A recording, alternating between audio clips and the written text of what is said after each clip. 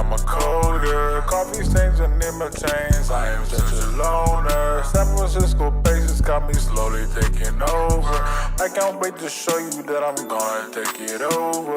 Lead code, beast mode, lead code, beast mode, lead code, beast mode, lead code, beast mode, lead code, beast mode, lead code, beast mode, lead code, beast mode, lead code, beast mode. This is not a main thing, really I'm a coder. Coffee stains and chains, I am such a loner. San Francisco bases got me slowly taking over.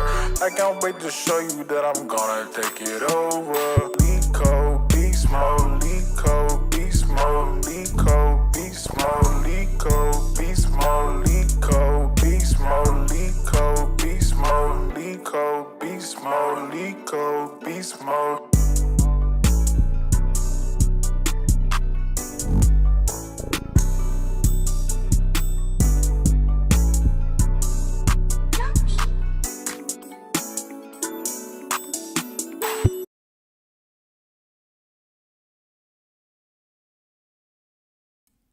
We back. What's up, chat?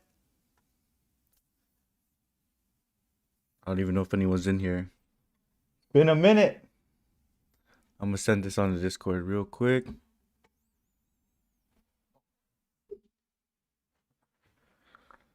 It's been a minute. We're gonna code.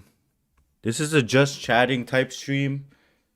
I don't have any mock interviews scheduled, but we're just gonna pump out code, work on the website some more. What's up with my screen? Give me a sec. Just tweaking.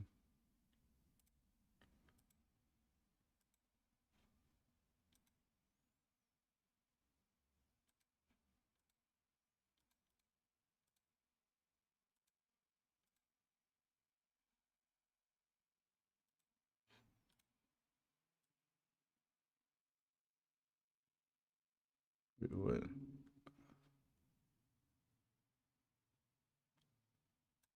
Hold up. One sec, I gotta fix something real quick.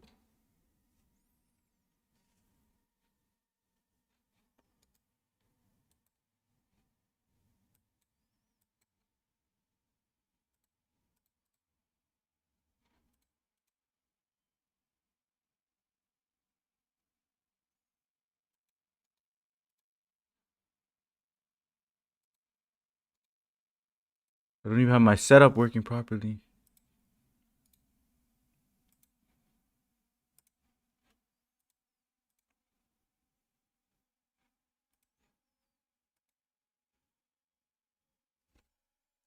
Okay.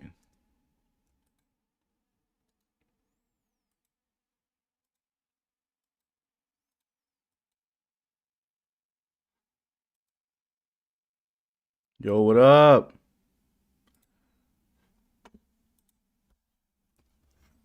What's up, bro? Alpha. Alpha in the building. Alpha, I gotta send you all the people asking me for mocks. I gotta run them to you. You got the no face channel. You could run that all day long. I watched your recent video too. It's good. I like it. Asking the good classic questions. Let me check my audio. Test. Perfect. Now we're gonna code. That's the plan today. I have a bunch of diffs generated by AI, by Codeex, and I need to work them. I need to review them and merge them into my website. I'm gonna play around with some of the new Nano Banana Pro AI image generator. This thing is sick for generating thumbnails. Alpha, I know you. Yeah. Yeah, you paste your link. I'm gonna start sending them to you. I'm gonna send me. You have a calendar link? How do you do it? You could charge people too, low key.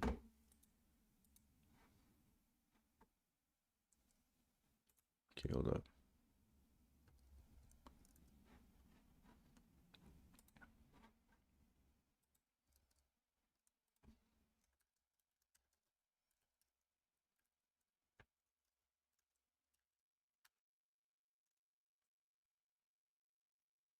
We back.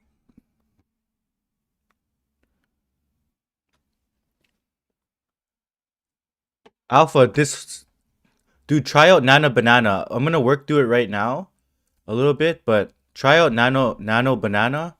You could see my latest YouTube. But I have like some recent YouTube thumbnails. Like this one that I for this stream. This was generated using Nano Banana. Happy Thanksgiving. This was generated using Nano Banana, and then like this one was generated using Nano Banana. So this AI, and I generated this one using Nano Banana, and then one more with Nano Banana. Somewhere down here. Somewhere. Yeah. So it's way better. Yo, working with with the OpenAI one. I forget what's Dolly or whatever. Which one do you use for yours? Yeah, this is the Google one. Coding Gains. Thanksgiving to you too. Happy Thanksgiving to you too. Farmani, what's up? Thanks everyone for tuning in. I know it's been a while since I streamed, so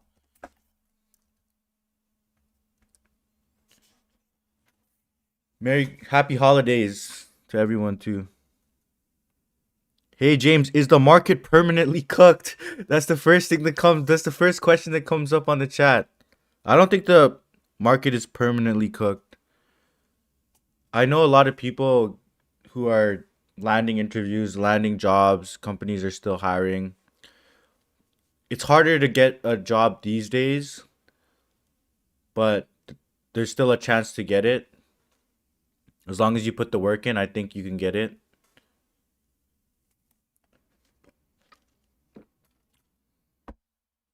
Yeah, like honestly, from my perspective, the market is not cooked, but most of the people that I meet are people already or who moved to San Francisco working at internships. I think once you get that first internship, it just opens the door everywhere. I've even seen that with my friend who he was in Canada. He has a master's degree. He's a really smart guy, master's degree in AI. He was getting no interviews.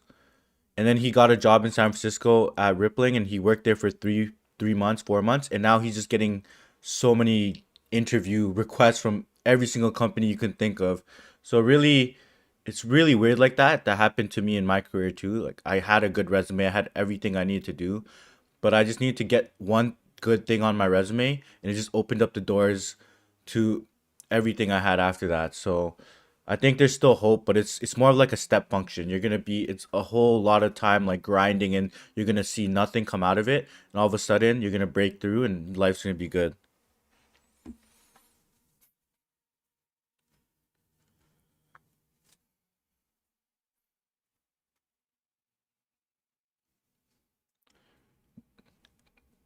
Yeah, the guy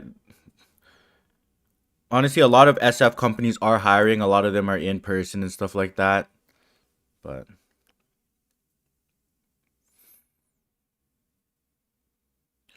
do you think the bar is permanently sat higher? I was thinking about this because you're starting to realize that. So back in the days when people would start off as an intern or a junior dev, your main goal was to just generate code. Your main goal was to just output a ton of code and ship, execute, right? That's the main goal of a intern or junior dev. But now when it comes to these AI tools like Codex and Cursor, all of these AI tools, that's kind of solved right now. If I need to generate code, I don't need to go and type it. I literally just hop on my Codex or hop in my cursor and prompt it. Codex is sick because I'll show you this quick. I don't know if you could see, but from my phone, I could literally I could just talk to it and I could send it tasks. I could some tasks that I had it to do, like refactor the code to use a design system, update to the new responses API. I could just send it a task. It spins up a server, it checks out my code, it starts running it starts execute like trying to actually solve the task that I gave it. And it checks out a commit or checks out a PR to my repository. So that's what is kind of happening here. So where I'm getting at is I think execution is getting solved, and over time these models are becoming better at executing at building features, right? It's getting better at that, building features autonomously. But now the bottleneck is not can we write code? It's can we verify that the code is not trash before we check it into our repo? And usually that takes a lot of experience. That takes an intermediate dev at least to understand the different options and just like be able to verify the code and be able to understand the whole system and then like and then like check it into the repository if it's not trash. You know what I mean? So I think the bottleneck right now is definitely in reviewing code. You'll see in a lot of companies, you'll just see there's a lot of AI now like generating code, but then now reviewers are getting too much code to review. And now the bottleneck is really reviewing code before you check it in. But that's also gonna be solved at some point. But that's kind of my thing. So getting back to the original question, is the bar higher? I think just the bar is obviously higher because suppose somebody has a project on their resume and it just says a YouTube clone, something like that. You could just vibe code that in literally one day versus 2 years ago, somebody would have had to take a month just to do that from scratch, right? So obviously the bar is going to be different. You can't just have YouTube clone on your projects if you could just vibe code that in 30 seconds. Does that make sense?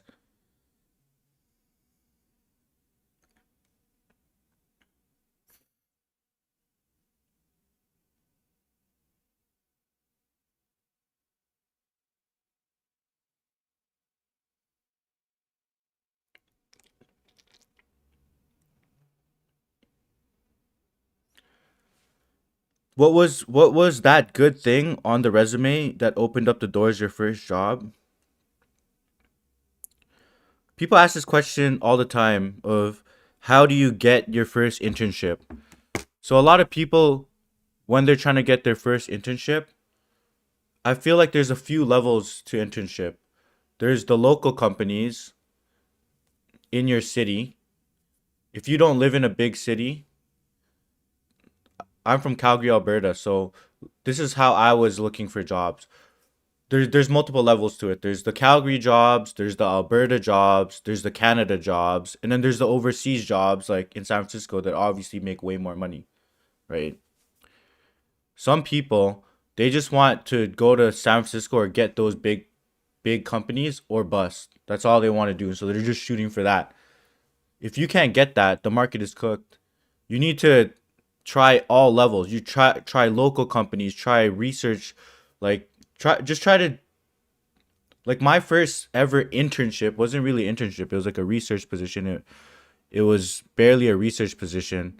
You just go to your you just go to your school and try to figure out is there any open roles where they'll need somebody with coding experience, and the person that I matched with was somebody in the biosciences field doing some random stuff I didn't know about, but I just took that opportunity because it was gonna pay me for the summer, 1,500 a month, which is not that much, and it was a grant. And then yeah, I just helped this researcher build data analysis tools. That's what I did, and I just spun that off as a software engineering internship, and that's how I got my first internship. And then from there, you get your foot in the door.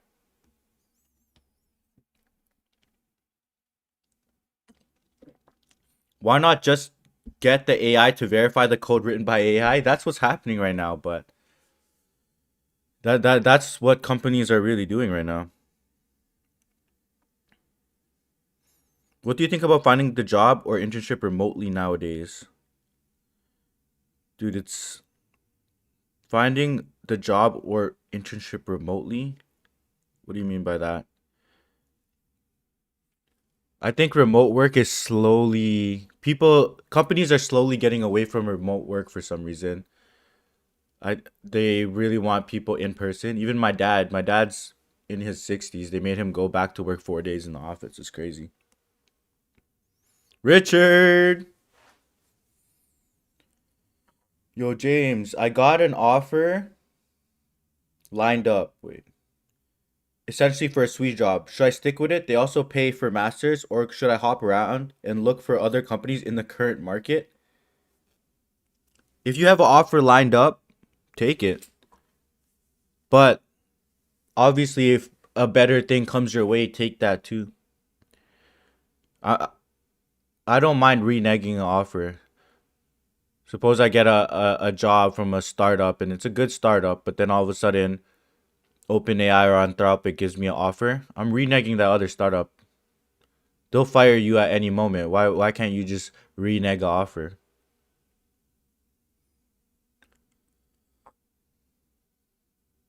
Oh no, I'm not using the AirPods 3. I'm just using my Blue Yeti mic. I have old AirPods that still have the old USB-C.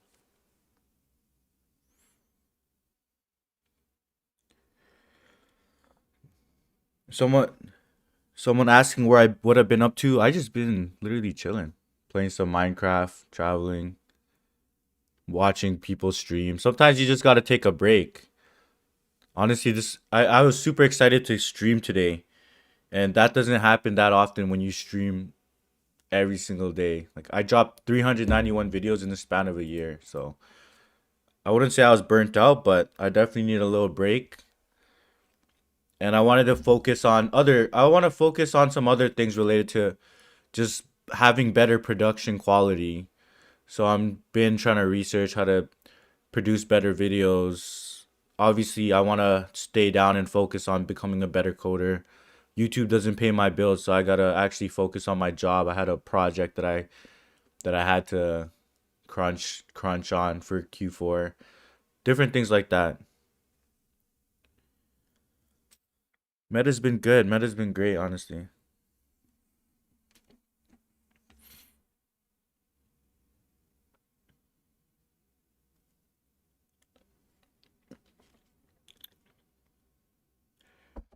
Tips for interns to maximize return offer chances.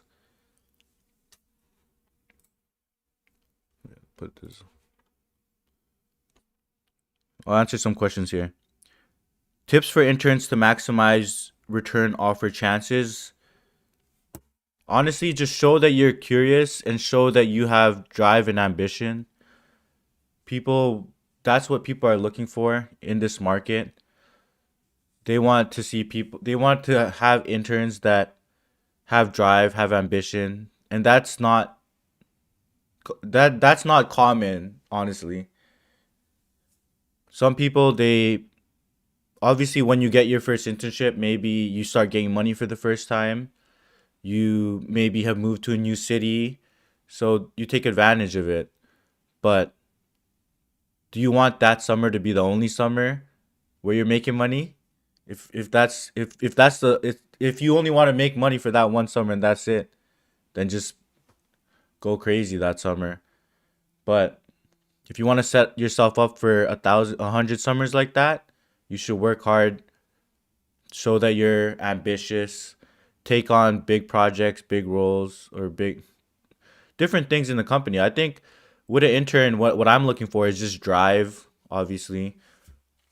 Um, that they know a little bit of stuff, but they don't need to know everything. But they just need to show that they learn quickly, and then yeah, that's really all you need to do. I don't know if it sounds cliche. Every intern I met is super ambitious. Okay, if everybody's super ambitious, then you gotta differentiate yourself again. How would you do that? I would say one thing I always did before my internships is get up to date on the tech stack so that when I join the company, I know the tech stack and I'm able to just ramp up a lot faster. That's actually better advice right there. Because you don't want to spend your days, your first week, 2 weeks learning React, learning whatever coding language you have to use at work.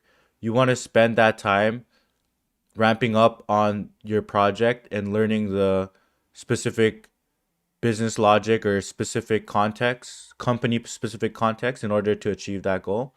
If you have to learn, if you have to onboard to the business, then you need to onboard on React and all the different tools. It's going to be a lot for you in your first week. And some interns probably already have experience in React or whatever languages you're using, and they'll be able to just go faster than you. So you don't want to be put in that position. Do some preparation before you start your internship. And yeah, I think that's pretty much it. What up? What up?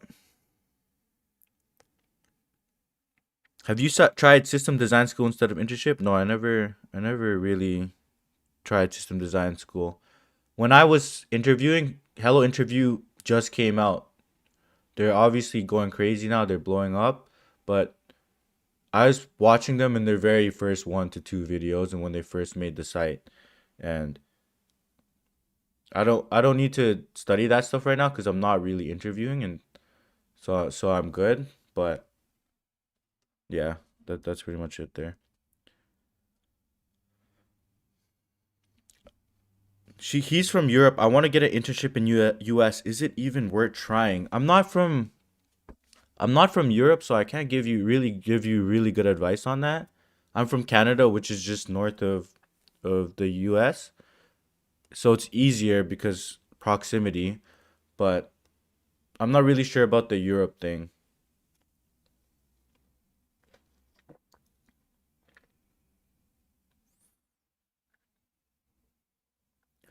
What is your website? I'm new to my website is just a website where I'm just building out random stuff that is useful that I need, right? So this is just a home page that you land onto, and then you can see some of my latest videos and my most popular videos. So we have Peralta 75, which is my list of 75 questions that I think are the most important. This is a competitor to Blind 75 to Code 150. All those lists. Don't even look at those lists. This list is way better than those lists. But this is my list. It's broken down by arrays, backtracking, dynamic programming, linked lists, trees, graphs, design questions. Like these are actual questions that I've seen in interviews, and these are practical problems, no weird tricks to them. So if you want to go through my list, you can. They're just literally links to lead code questions. Then I have just, you can pretty much like a YouTube clone where you can just see all my videos. I have this new AI functionality where I'm building out a bunch of AI features to help the people who are helping me with things like thumbnails and different things around my channel because they don't have access to ChatGPT or they don't want to pay for it. I built a ChatGPT wrapper. Although I asked this guy if it's a cheap GPT wrapper, it said no, it's not. So I don't consider this a GPT wrapper. But essentially, just so if somebody wants to help me out with something, I want to give them the best tools possible. I The easiest way is they log into my website, then I can manage their roles, their access, etc., and then give them access to the models and AI that they need to. So I'm building out different features here. I'm gonna build like thumbnail generators. Actually, here I'm building out like a resume review. I built out a resume review feature because a lot of people have been asking me to review their resume.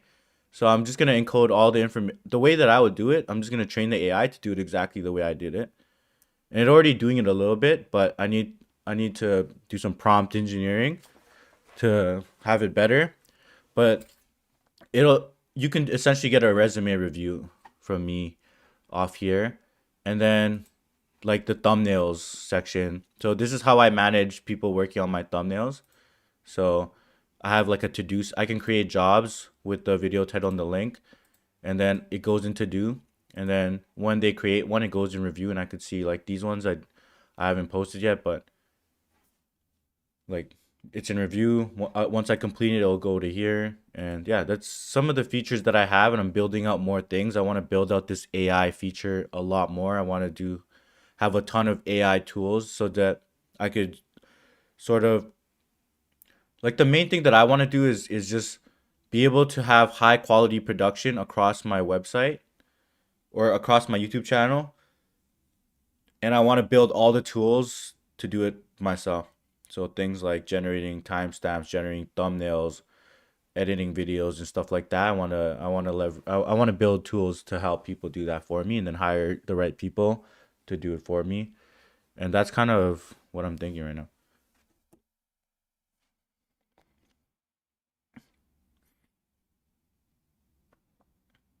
Alpha, this is not a GPT rapper. That's what I asked it. Are you a chat GPT rapper?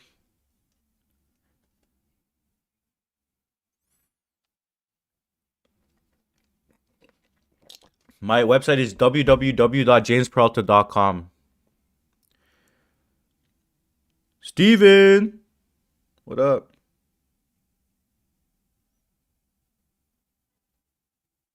Steven is a legend. Everyone go follow Steven. Everyone go follow Steven. He been coding every single day. 87 days. He's coding every day until he has a SWE job. He becomes a SWE. He's on day 88. Man's a legend. Everyone go follow Steven. Yeah, I know it can hallucinate. I'm just trolling. I'm just trolling. How can I avoid how do you avoid having people just use all your tokens? I guess you can make it private. Yeah, literally if I'm logged out here, you can't access my AI feature at all. You need to log in, and to access my AI feature, you need to be a admin or editor. So I have like admin, editor, and regular user roles. If you're a regular user, you can't see it, but maybe I'll let you see my AI and just get the resume review feature or something. But like editors and stuff have full access and they could just spam my tokens. I don't care how much they run it up because they're doing stuff on my behalf that's gonna help my channel. But Steven's a legend. Go follow Steven.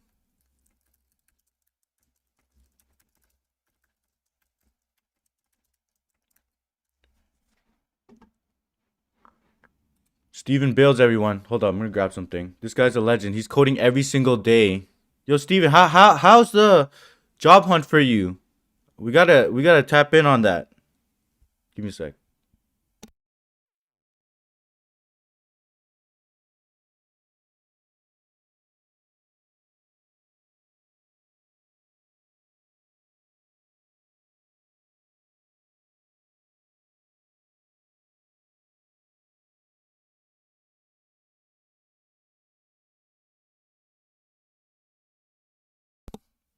Yo, Steven, how's the job hunt for you? Are you cook? Says cooks, yes. Hell yeah. So what are you building? What are you building in your videos? I haven't got to see all of them, but the grind is sick. Just are you streaming every day or oh you don't stream, you just drop it? I love the concept. This is gonna be sick. See, this is how you really get a job. So people was like asking me how are they gonna get a job? You need to show that this is one way. There's so many ways to get a job. This is one really good way.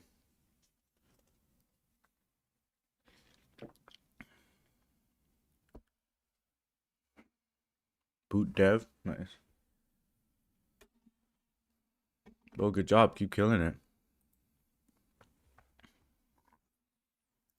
Okay, I'm gonna build out some more features on my website.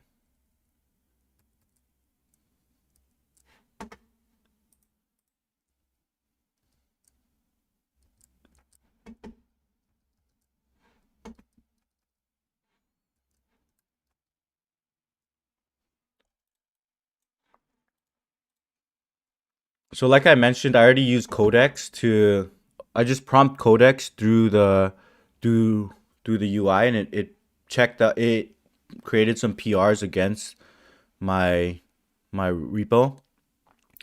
So one of them is I'm building out this proxy feature. So what I want to do is I want to be able to proxy or impersonate any user on my website for debugging purposes. This is a common debugging tool.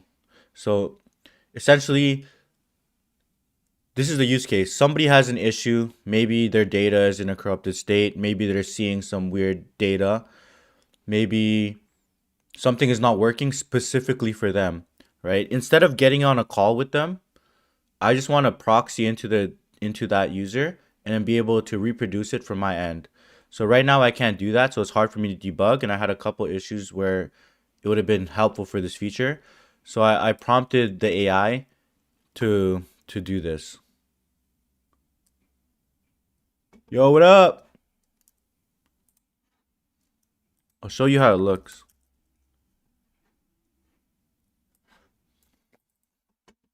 This is how Codex looks. So you could just prompt it. You could just prompt it any random feature. So have you tried Copilot agents? Haven't tried it. I'll try it though. But for this proxy functionality, I just prompt it like that, and it checks out the code, tries to write the code, and then we're at the step where we have like 6, 7 different PRs that we need to review, all AI generated, but we're gonna check them out locally. We're gonna run it, see if it's working, look over the code, do some tests, make sure it's good, and then if it's good, we're gonna merge it in, and we're gonna try to pump out like 5 or 6 features in the span of a couple hours here. This is 2025 software engineering.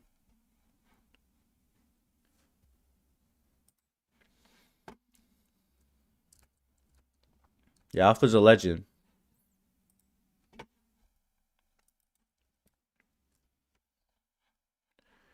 So we have admin here. So what we're gonna do is we're gonna go on GitHub.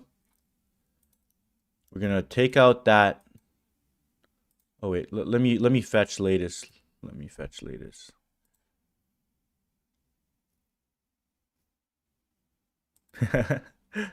Six, 7. That's so funny.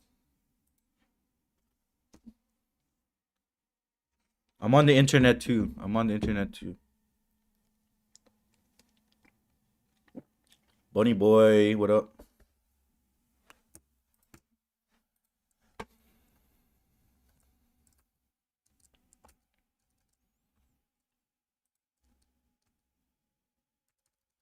Let me pop up cursor.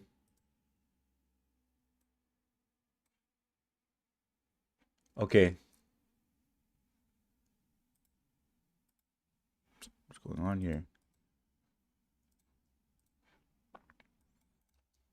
Okay, let me get in my zone. 10 files changed. Okay, what am I gonna do? So this is the proxy functionality for admins. Happy Thanksgiving. Dude, that's just a ribbon. It's just covered with a ribbon.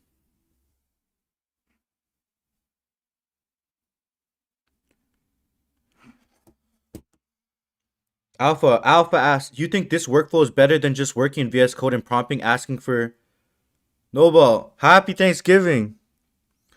Alpha, this workflow is way better. Oh, no. I like this workflow better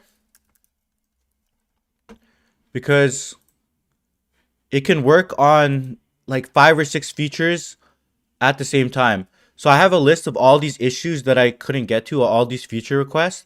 So if I had to just go into cursor and prompt these one by one, it would take me forever. But instead, I just fed all 7 to Codex, and it just built out all 7 features simultaneously. And all I need to do now is go one by one, review it, and check it into the code into main if I like it. So I think it's new. I think it's the future. So I'm gonna try it out.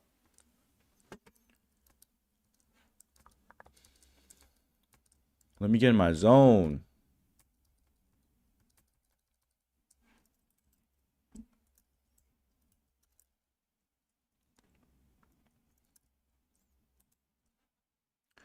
So this is the proxy feature. So now we have this. It implemented this proxy, and I can literally just type in the email of anyone. I could just start proxying as them for debugging purposes. Let me try.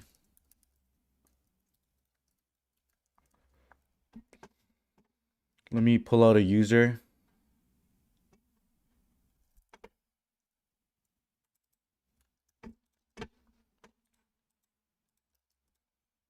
So Castle Ridge Labs. Castle Ridge Labs is a regular user. Okay, I could proxy in them, and you can see that since I'm a user role, I only have access to home, Peralta 75, and videos. Sorry. Let me update the role to like an editor. Or let me log into someone who's an editor. Who should I put? Then I could stop proxying and I go all the way back to home here. And then I changed the role of Castle Ridge Labs to editor, so let me proxy to them. So now the editor, they only have access to AI and thumbnails.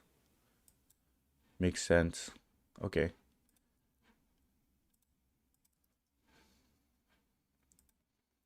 There's one thing that I don't like is that when we start proxying, we should redirect to home and show the home screen for that specific user type.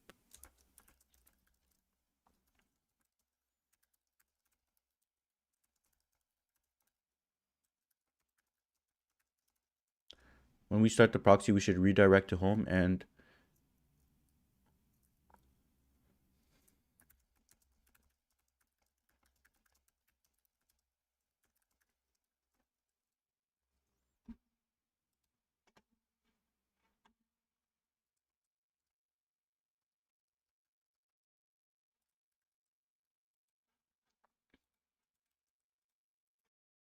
it should redirect to AI right away.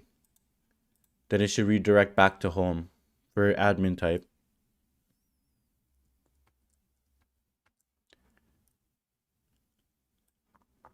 What did it do?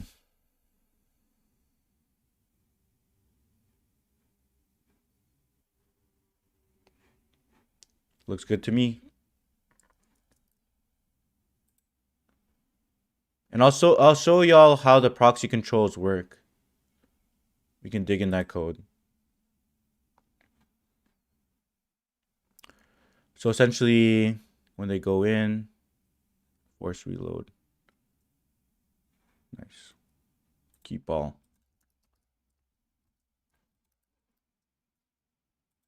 So now I go Castle Ridge Labs. It goes to AI. I stop proxying. It goes back to home. Perfect. So that's just like I only one shot or two shot prompted that AI to put up that feature. So this is the ultimate test. So I have this practice test feature because I was building out like practice tests for someone to study. So as this website, so I could like now I could proxy as someone and I should see the practice test from their perspective. So let me go. This feature was broken before, but let's see. So it's Castle Ridge Labs. I should have practice tests. I should have my own practice tests start.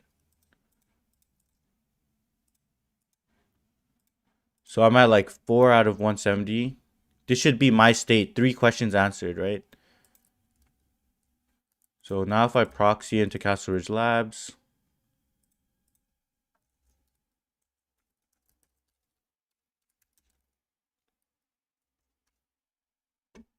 Nice. See, I could see the view from their view. And now I can debug on their behalf. And if I stop proxying, I should just get back into my view. Perfect.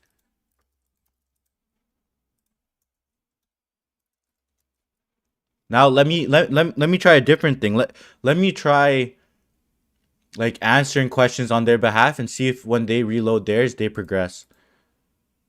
That's a That should work differently.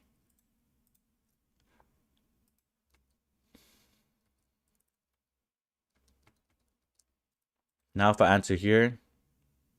Ooh, working. Now it's kind of synced. See, I could kind of do stuff on their behalf and check it. Interesting. Okay. I think that feature is working as we expect it to work. The proxy functionality.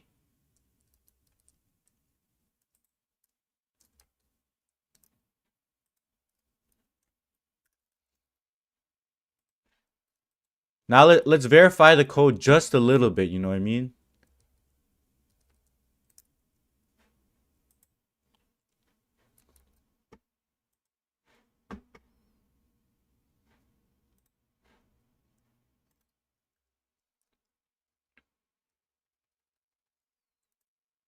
Wait, I just... What up? Thank you, bro. Hold up, I just need to sign in real quick.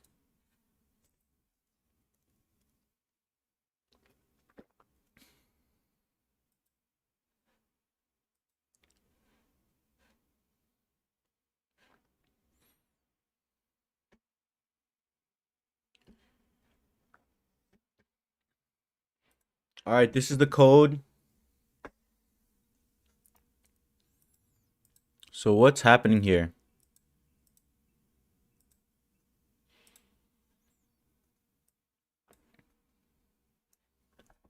So we have our nav bar. So our nav bar is let me move. So this is our nav bar component. We have an effective role, an original role. What it's doing, it's adding the admin proxy controls into the nav bar. That's this little thing right there. And then the admin proxy controls, this whole component it built right here that has this cool little pop out. And then what is it doing?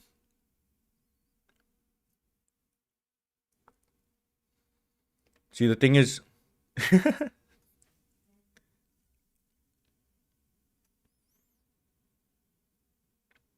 yeah, same thing. So this is the admin proxy controls. Effective role.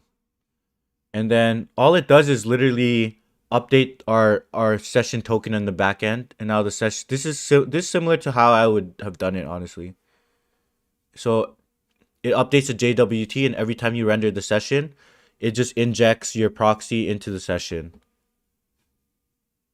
And then now every time we like answer a question, we get the effective email, which is the email of the person we're proxying, and that's going to be used everywhere.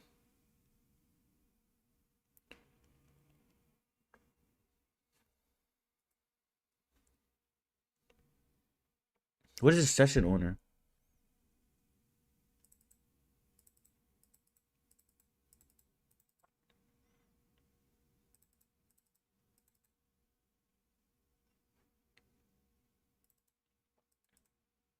Select email.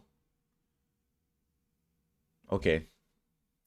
Okay, it's just doing an extra check so that you can't like just view a session, some security. Let me look at this auth.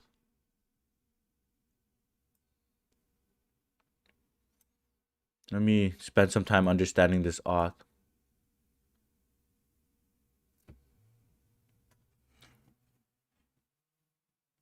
Yeah, Mark Paul, miss you too. Of course I remember you. My brother's in Australia right now.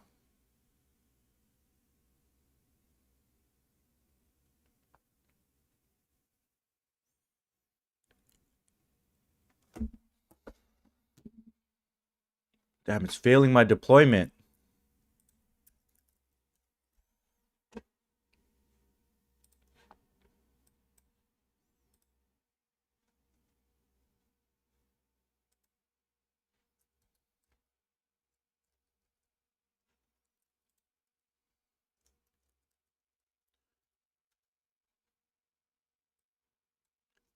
Okay, let's see what's failing.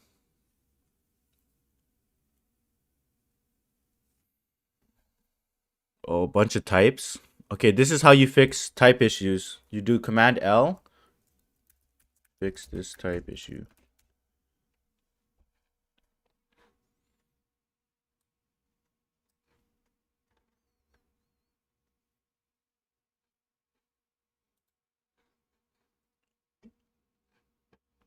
So it's thinking.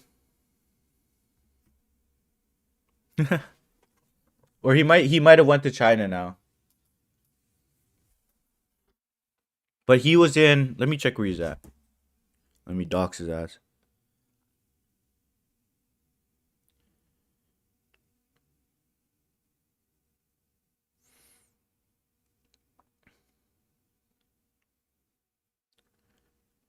Oh, he might be getting hit by the Great Firewall.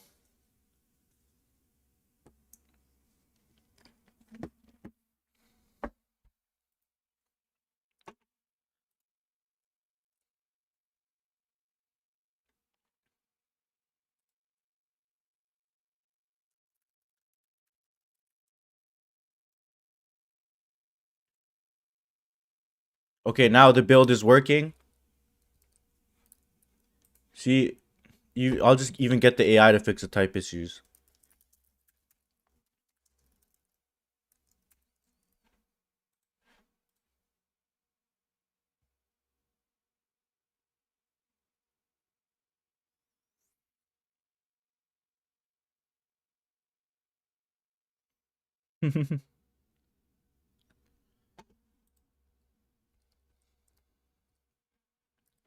This is just cursor.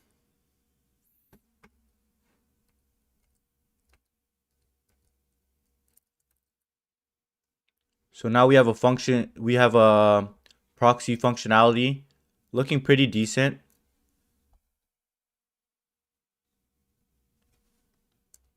I want to get cursor to review my code too. I need to figure out how to get it to do that.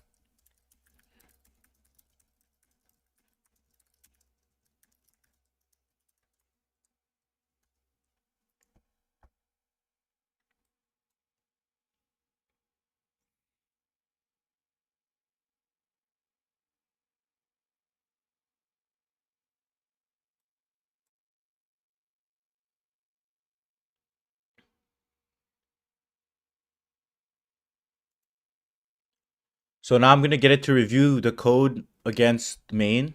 I want it to give me a detailed explanation of what it did because I'm too lazy to read through it, and then generate me like diagrams and stuff. I'll show you how to do that.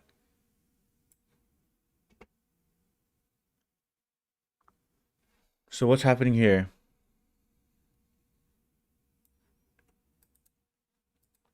So the main feature, this is a primary edition. This is the primary edition, allowing admins to view the site as other users. Strengths. Well implemented session management. The JWT token properly stores proxy state alongside original user data. Security considerations. Only admins can proxy, and there is a clear separation between original role and effective role. Where's that?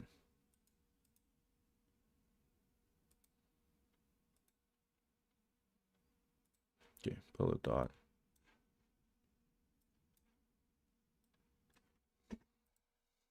Good UX. The proxy controls are accessible but non-intrusive with clear status indicators. Proper propagation. The proxy email flows through all the right places. Middleware, API routes, session callbacks. So it caught an issue. It caught a critical issue.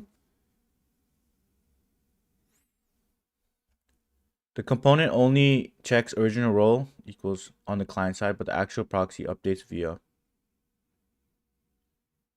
Okay.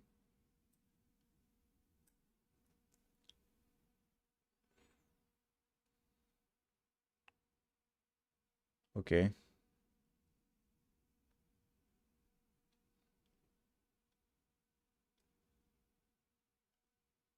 Wow. Missing audit trail. Session token bloat. So it's doing a better code review than I would have done.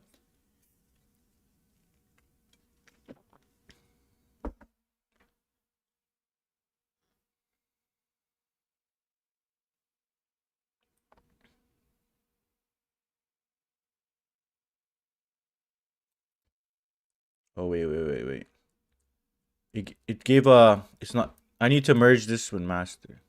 Sorry. I need to merge master here because it's thinking I deleted some features.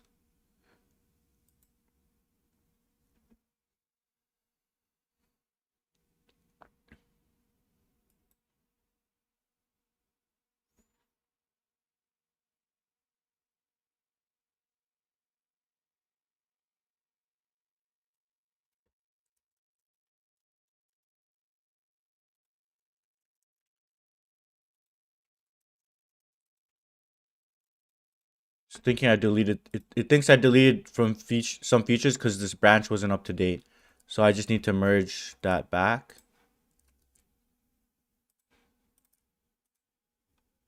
Okay. Now I need to run a code review again.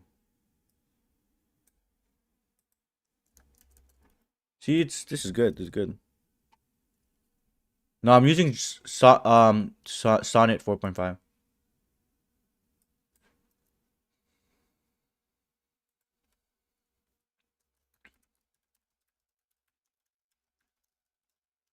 Also, give me an explanation all of the changes to help me review the code myself.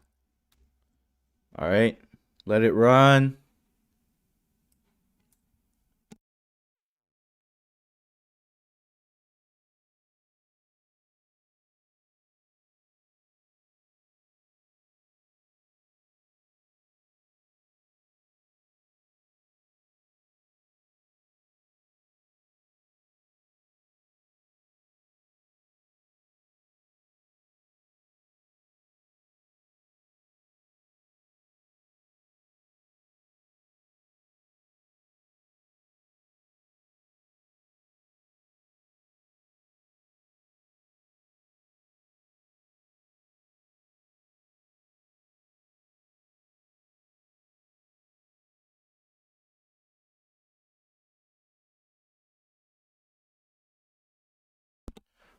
What are we doing? Vibe coding. We're watching me. We're building on my website essentially. That's what we're doing. I'm trying to build out this AI feature a bit more.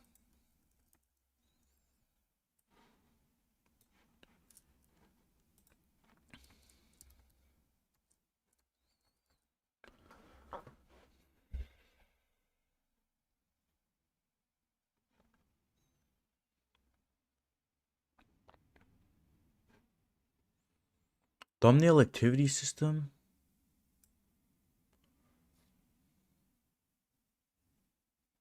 What? Okay, it's just hallucinating at this point. I've never had a thumbnail.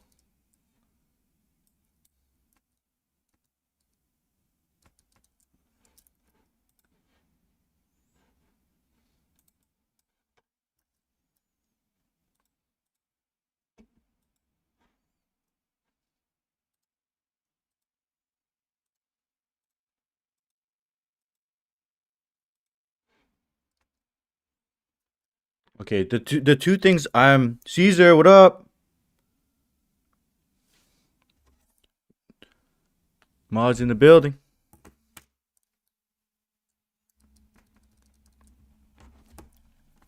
Happy Thanksgiving. How you doing? What are you up to today? Question: should I put my YouTube channel on my resume? I've seen other people add it to the post tutorials on YouTube. I don't really do that, so not sure. Um, yeah, you could put it. It all really depends if you want to put your YouTube on your. I don't personally, but it really depends on what you do. I would say some employers might like it, some employers might not like it. I think the one thing about having YouTube is that now if I were to hire someone with a YouTube, I might worry about what they say. I don't really care though. Dude, that's crazy. You're biking around. Are you biking around the whole bay again or just Sausalito? Bro, it's probably so beautiful over there right now. I haven't seen the sun since Orlando, I think. Like a proper sun. since Miami.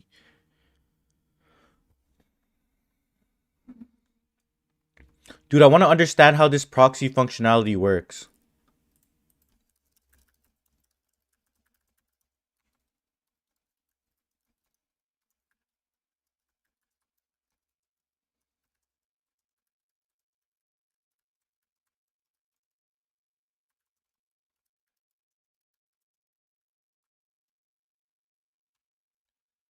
So specifically, I just need to make sure that I don't understand how the proxy functionality works.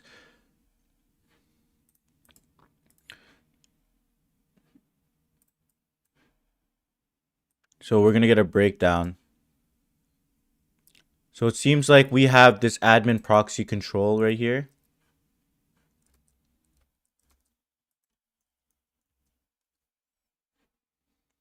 Okay, look. See, this is one thing I like to have it do is I like it to generate me mermaid diagram, so it just makes sense. Let me break let so it's breaking it down like the overall flow. So the admin user enters the target email and clicks start proxying. We update the proxy email user at example.com. We call update. What is this, like an API call? Then it updates the JWT callback. Hits trigger. Wait, what's this update?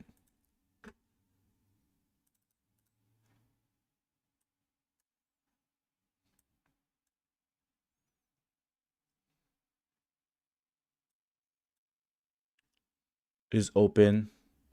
Set proxy. Say when it's on clear is proxying.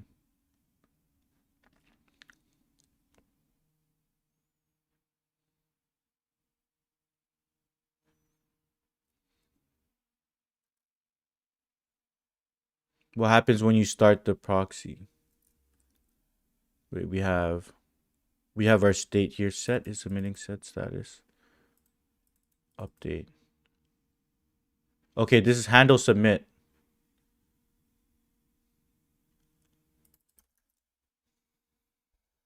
Okay, when you do it, it calls handle submit and it calls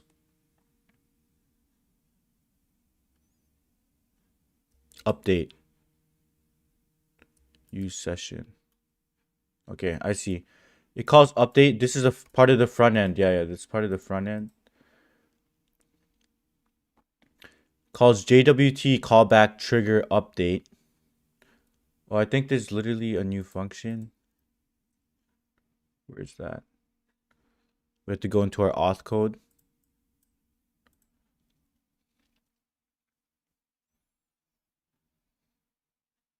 If the trigger, okay, if the trigger equals update. So it's hitting this code right here.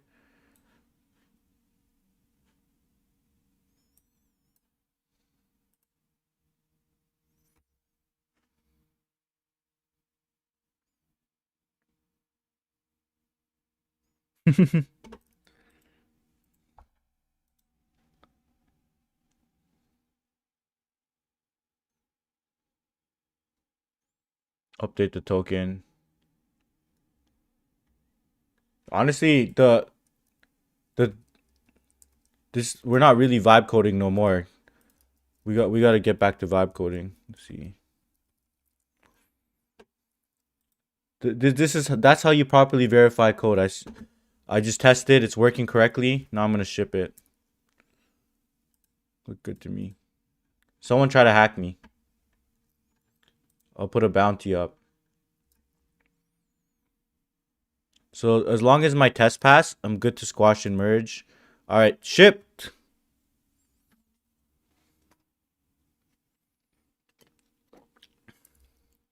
We live, shipped.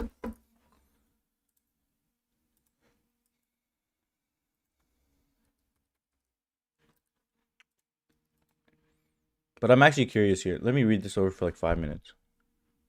Get roll. Store in. So we store in the proxy email. We update the token.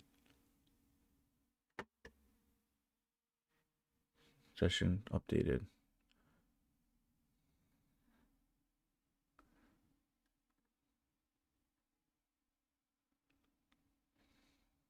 Interesting, interesting.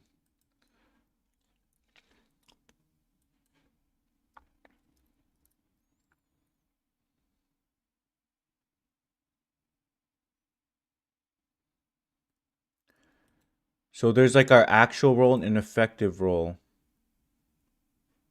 Okay, it dropped way too much diagrams. Now it doesn't even make sense. Yeah, it looks good to me, whatever.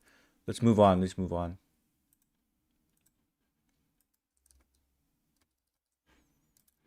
So I'll go to my main. I'll pull the code that just came out. Then I'll go to my cursor. I'll run the build. Like we already tested this works out in production. But now I have proxy functionality.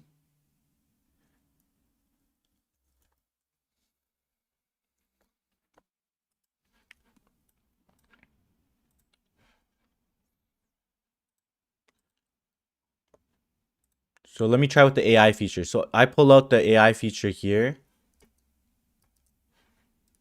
Let me go on my other account and talk to the AI.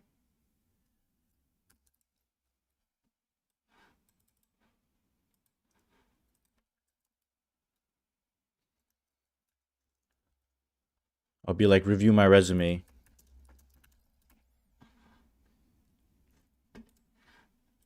Oops.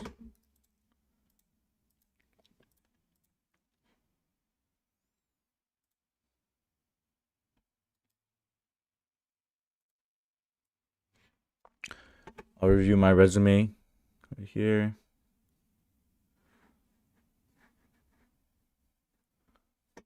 Oh, let me use my other one.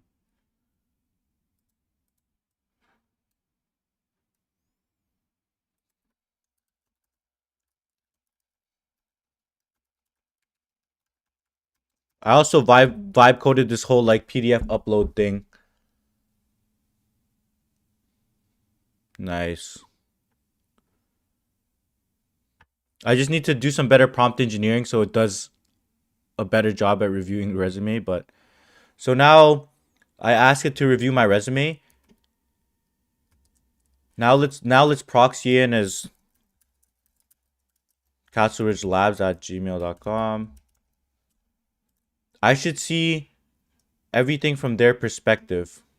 But look, it's not pulling my see, oh, it's buggy. It's not even pulling my AI the chat properly. You can't even trust this thing.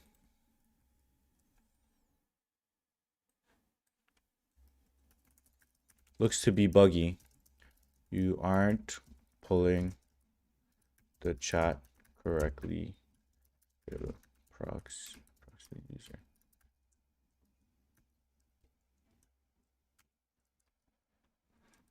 I should be seeing their view because I'm proxied under them.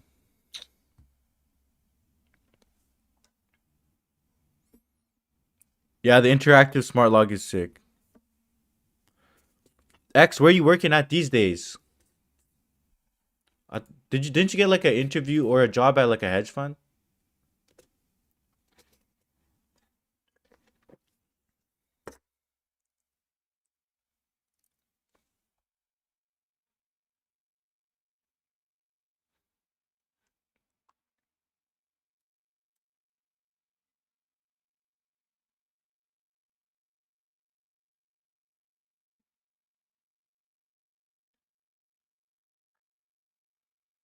I see. So all of these, it needs to do this in a more centralized fashion so I don't have to update every single portion just to fix the proxy logic.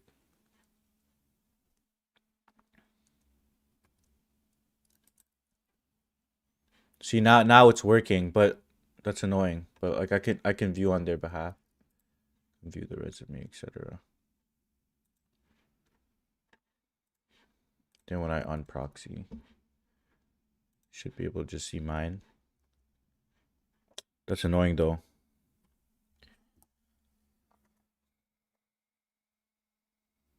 Oh, you're at, dude. That's so sick. You're gonna learn, man. You're smart. Probably just study functional programming concepts in general, and then OCaml will just come naturally. How's South Bay compared to SF? Boring.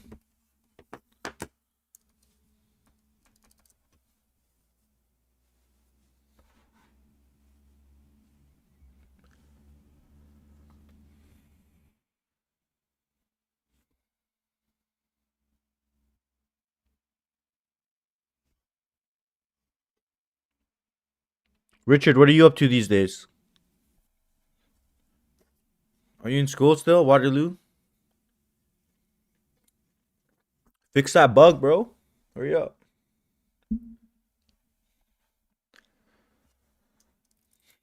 So all it did is just update some routes and just use the proxy email instead. Zoology. Sounds good.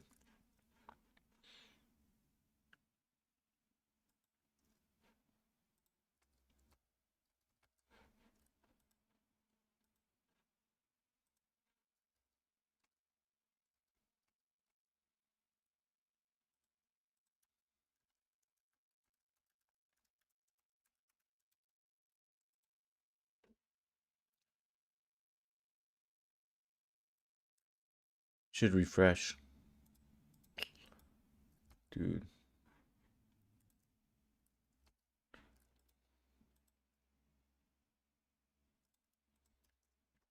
Should refresh.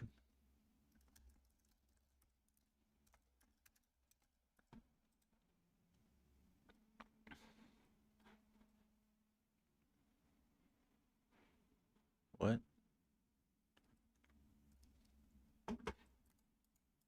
Castle Ridge Labs at gmail.com. Oh.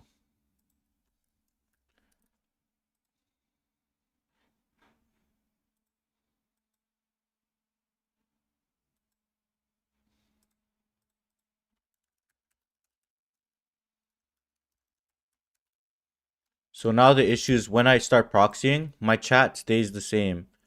So it should refresh. What's it saying now? Yeah, nice. It's catching. It's catching the permissions. Um,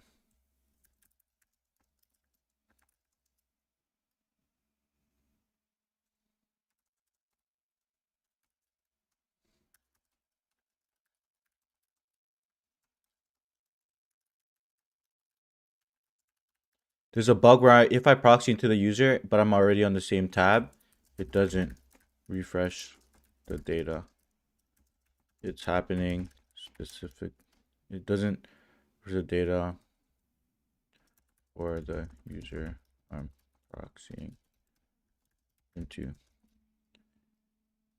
It's happening in the AI tab specifically. Liam, what up? We're vibe coding.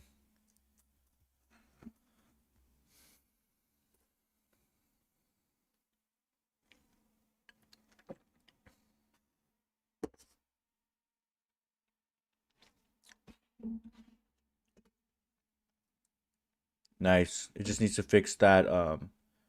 It just needs to fix use session chat interface. Okay. If the session changes, it reloads. Perfect.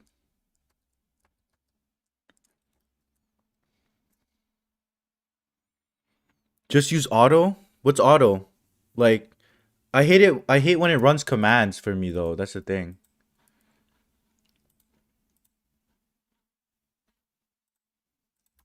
Cuz sometimes it runs commands that it can't go back on. So I'm working on a proxy feature. I can proxy. Okay, now it's loading properly. I stopped proxying. It's reloading the chat properly. All right, perfect, perfect. I think this is good to ship. Just need to fix like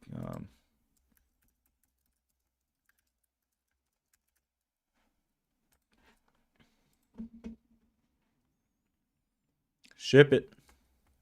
Ship it.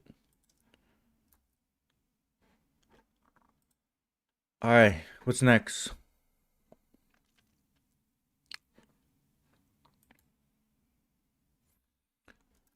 Okay, this is one thing that I wanted to.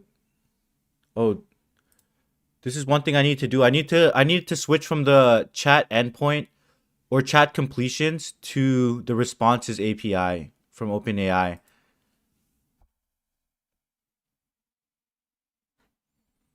Because the responses API is the new version. So I have Codex actually generating the PR, and then Codex is going and reviewing that code that it generated.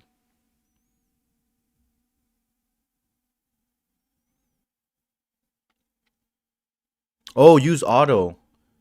I see, I see. Smart, smart. Okay, I like auto too.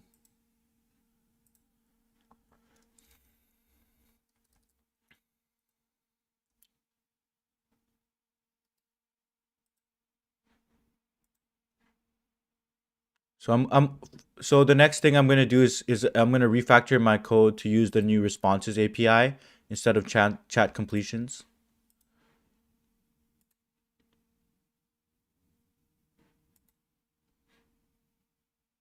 Oh, nice, it merged perfectly.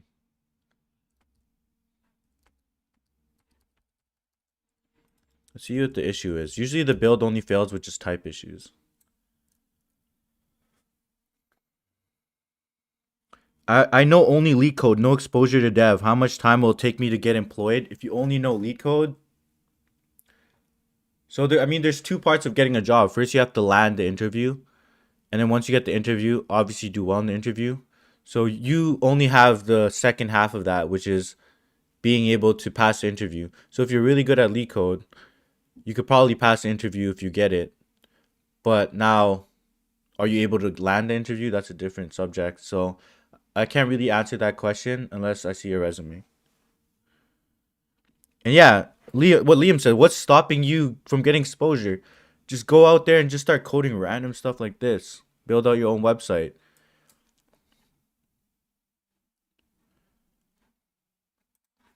This is a type error.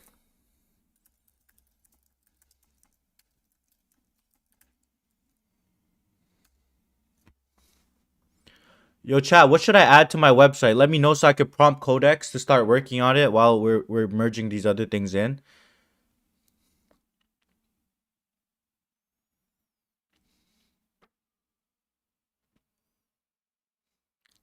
Dude, just spend like 1 or 2 hours working on side projects on the side.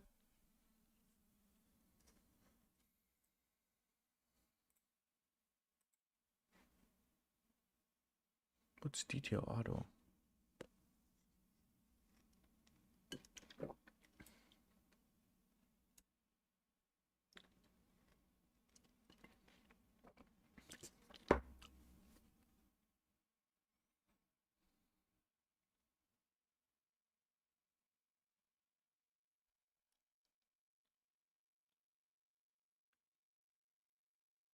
Things coding like crazy.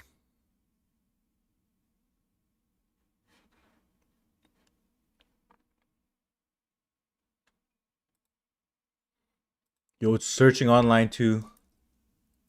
Oh no, explore it. I don't know if it's searched online.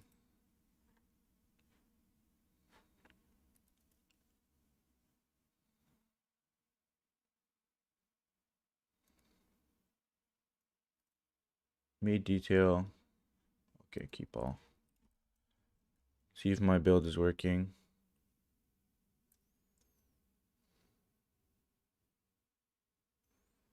What is this? Fix this. I'm down. I'm down. But like, what I want to do is I want to build up my AI chat a bit more. I'm gonna integrate this AI or the Nano Banana Pro model so that like my editors could build thumbnails for me way better and way faster. But like, I have a couple things like resume reviews and um, timestamp generators for them already.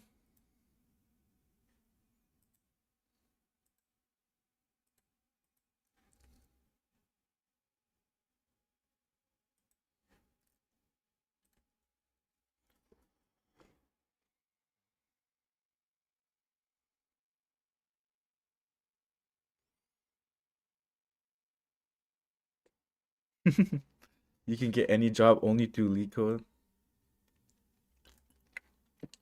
What's happening here? Why does it keep getting?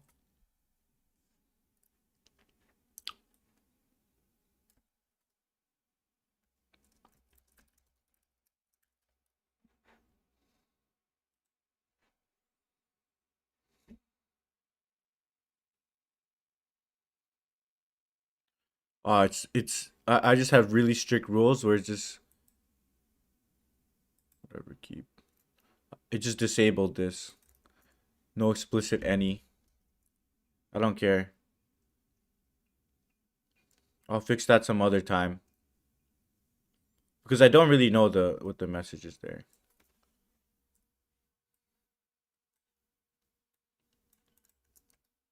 Okay, so it's switched to the responses API. Let's see if this actually works.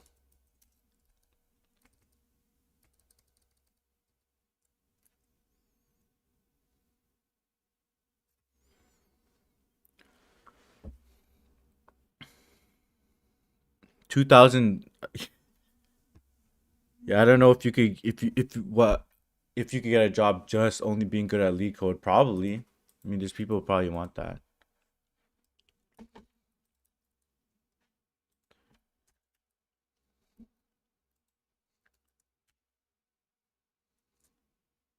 Why is it so slow now?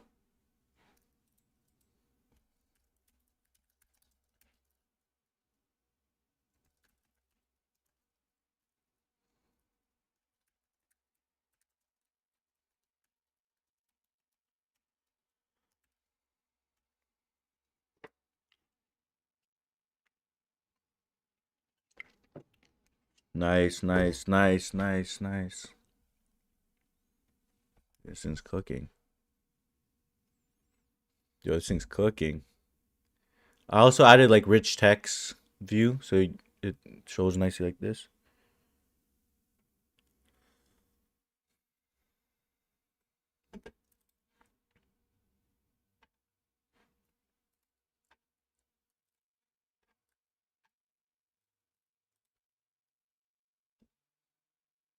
So what changed? Can you search my code to see if I'm using chat completions anywhere?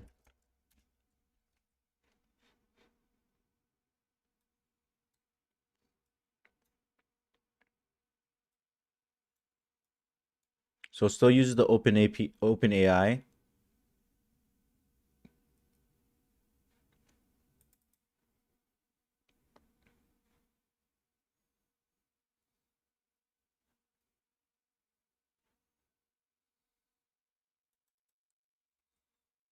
Okay, we it just adds to add the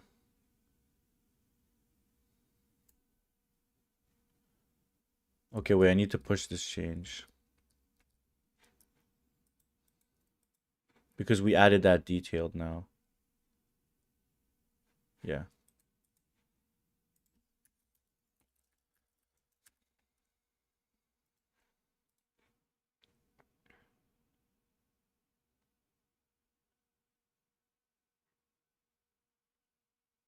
You're a beast, bro.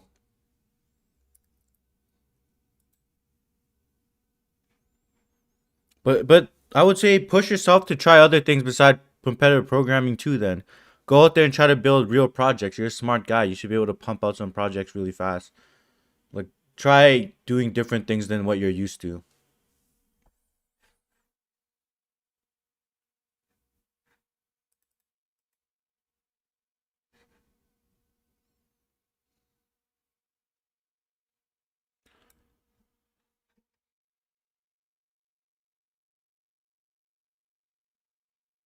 That's resolved.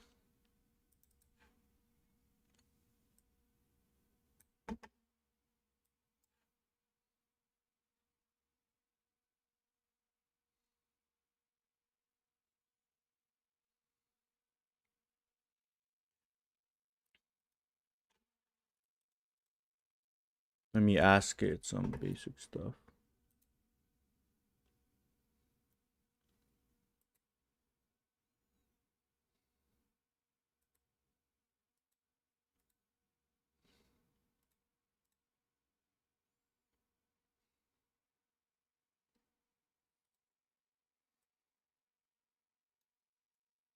Big. Let's ask it. Let's see if image analyzing still works. What's in this image? So it should say like 2 people. Oh, unexpected error. Broken. Probably with the way we're sending the request.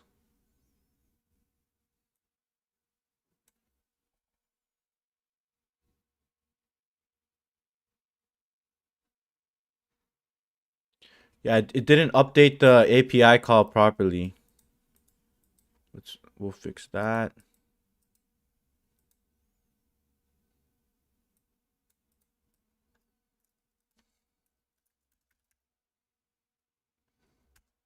Fix this.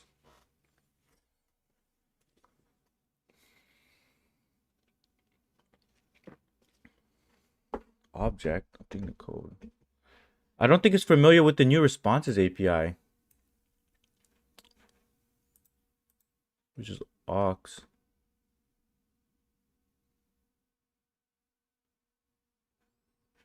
If it can't get this, I'm gonna just have to write the code myself, which I absolutely hate right now these days.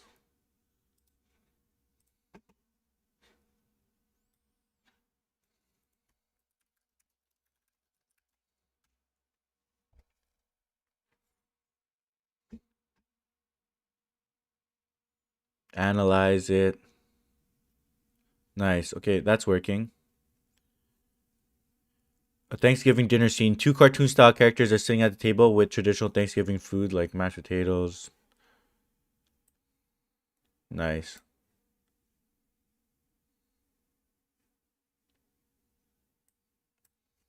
Let's get it. Okay. Now let's see if the PDFs is still working.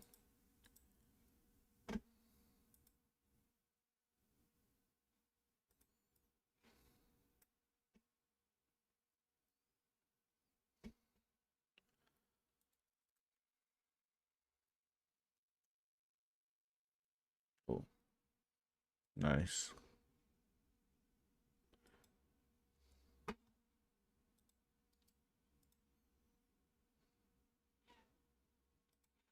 Cool.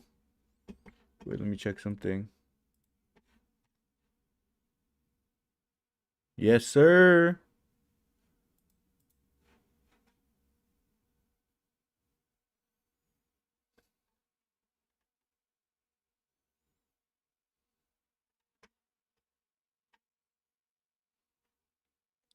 Subaj, what's up, man? How you doing?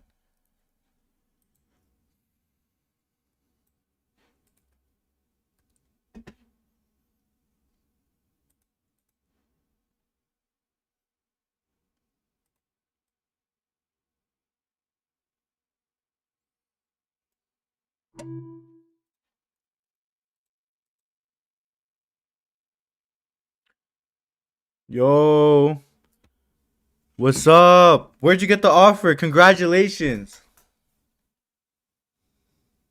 Paul. Paul in the building.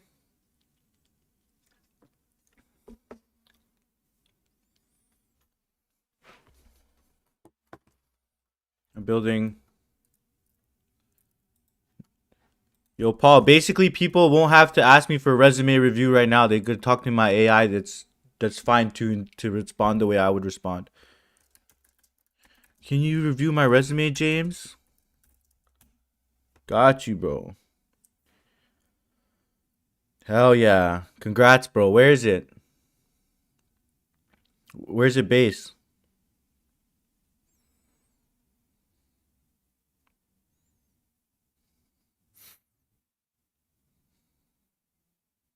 Boom, boom, boom, boom, boom, boom. Oh, look at it. It went crazy until this is fixed. This resume is not interview ready. I trained this thing to be really hard on people.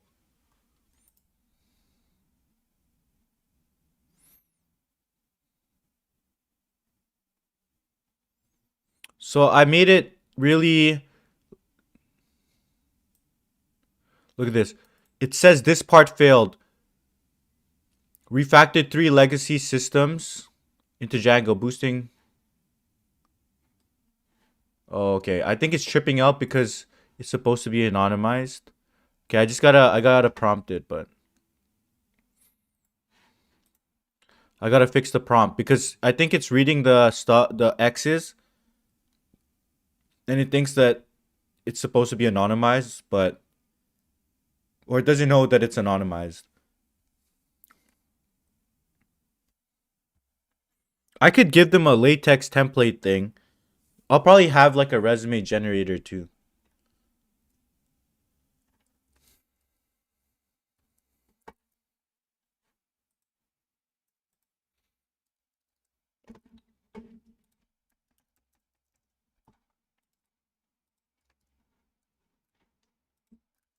Review my code and make sure I'm not using the old chat completions API anymore.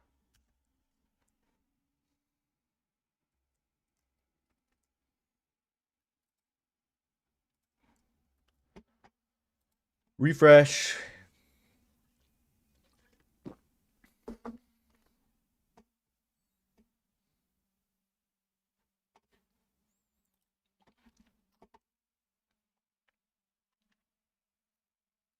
Yeah, the system prompt is the most important thing right here. What's anti-gravity? Is it like a coding editor?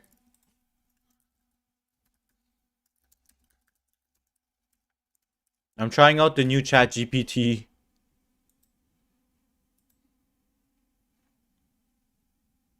Ooh.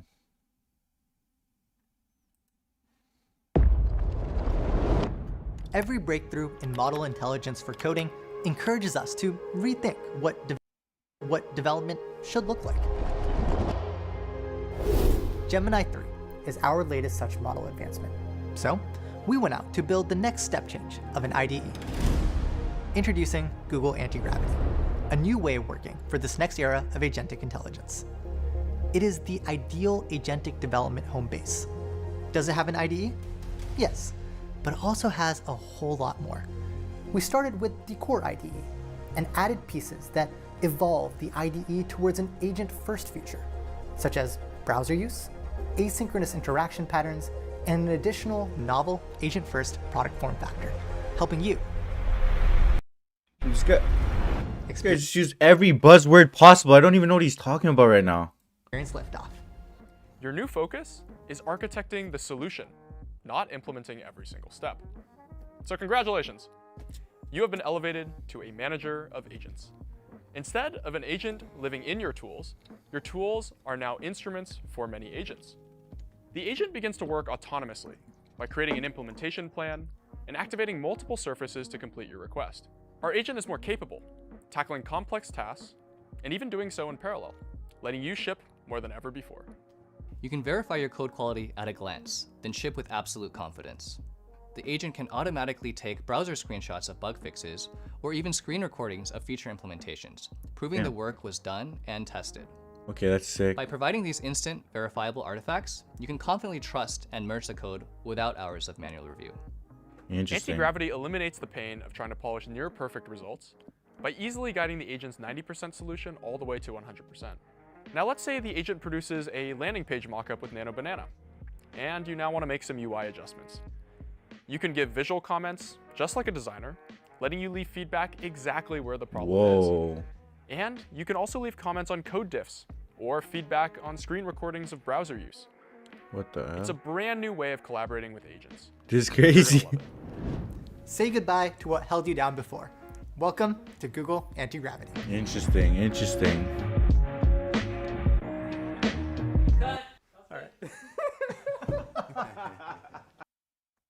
They're just doing random stuff at work. That's crazy. I'll try it out. I'll try it out eventually.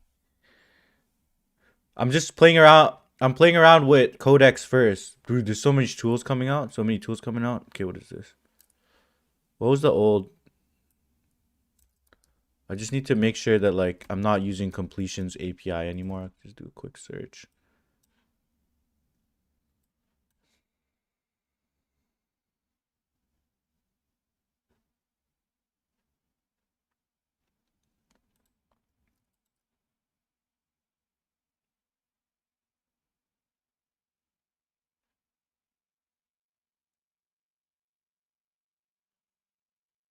All right. Looks good to me. Did I already merge with master? Okay. Let's go.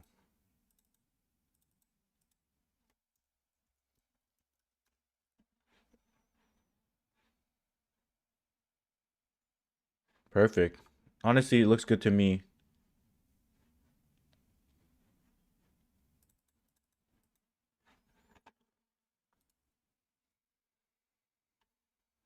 Don't ship it.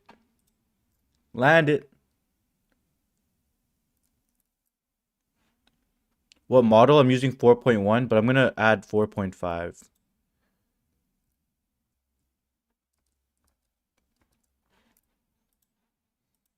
Let me try to get 4.5 in there.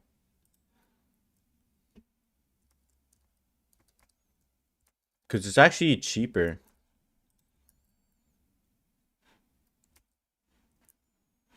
We'll go in agent mode right here.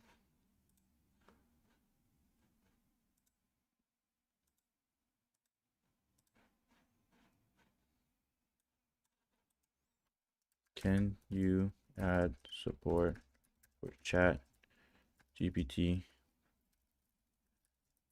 5 model? You might have to look up the internet. Okay, let's see how it goes. Bro, I don't even look at the price. I don't think it costs me anything. I'm using I'm free mode for all this stuff.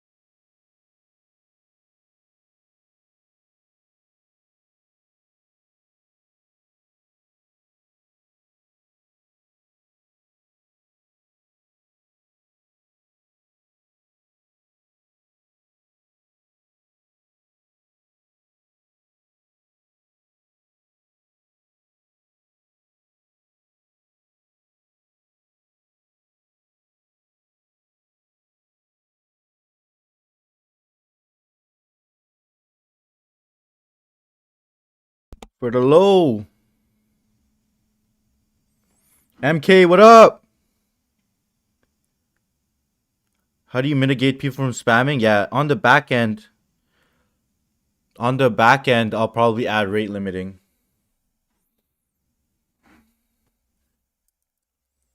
For the low. Sorry. Chat GPT. Do they have Chat GPT model in the API right now?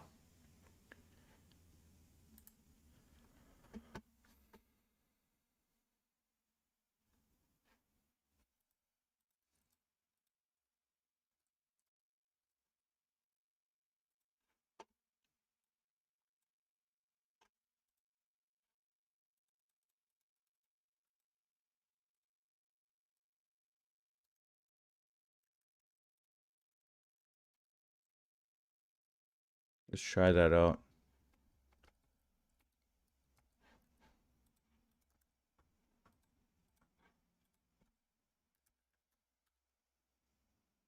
What?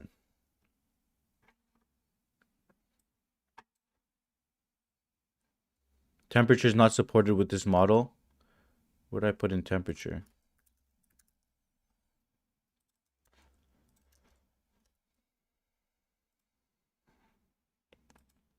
I see.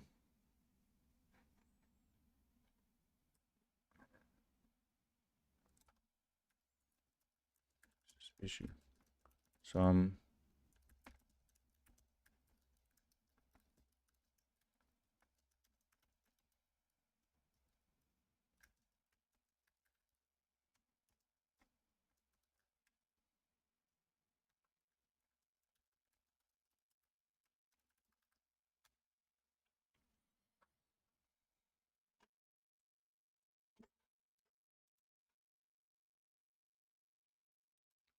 Responses API.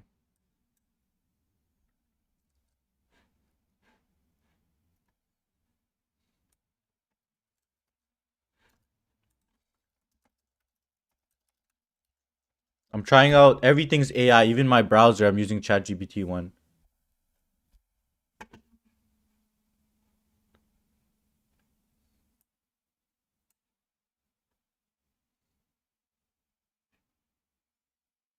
What?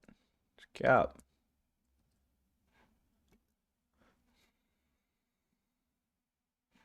Okay, what did it try to do? I don't even want to use temperature. Undo all. What if I just remove temperature here?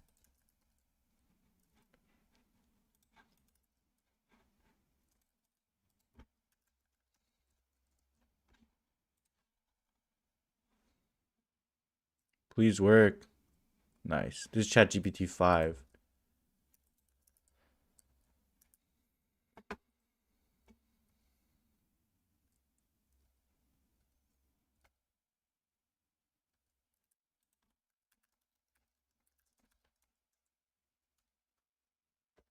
What model are you? No, I don't know if I'll be doing mocks. We'll see. Why, you want one? Well, if people really want it, I could.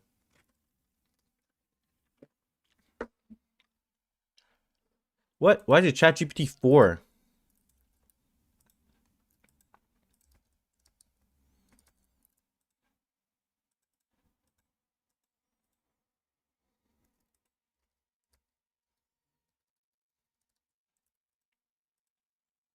Yo, if you want mocks, I'll send you the alpha.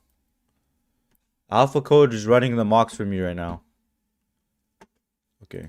Okay, ChatGPT 5 is working.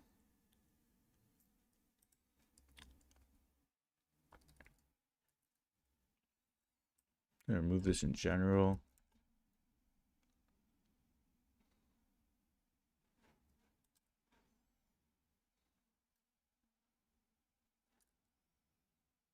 I don't want these old ass models.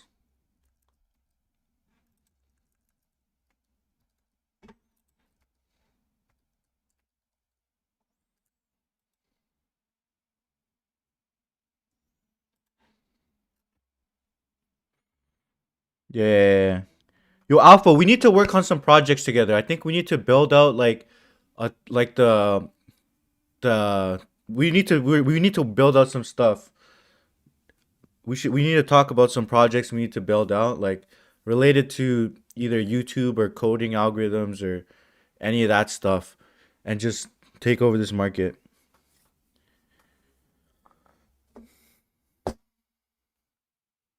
Set Yeah, I'm gonna run all Alpha's gonna run all the mocks.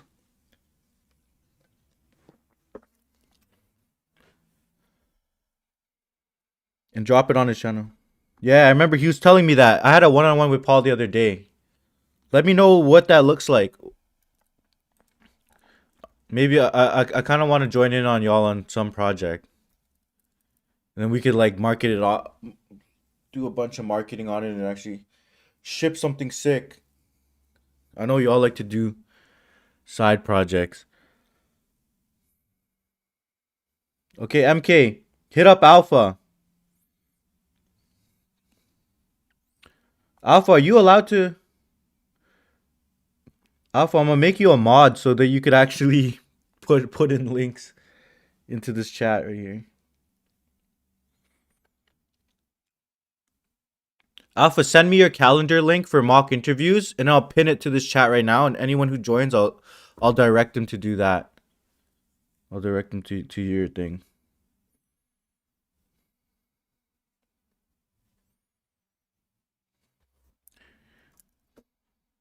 Alpha's taking. I'm passing on the torch to Alpha. He's gonna run it. He's pretty good at it too. He's done like over 1,000 lead code questions. If you watch his last video, he conducts interviews really well. He's in this space for a long time. He knows what he's doing. And he's landed multiple Fang offers at, so he's good. Okay, what was I gonna do? I got distracted.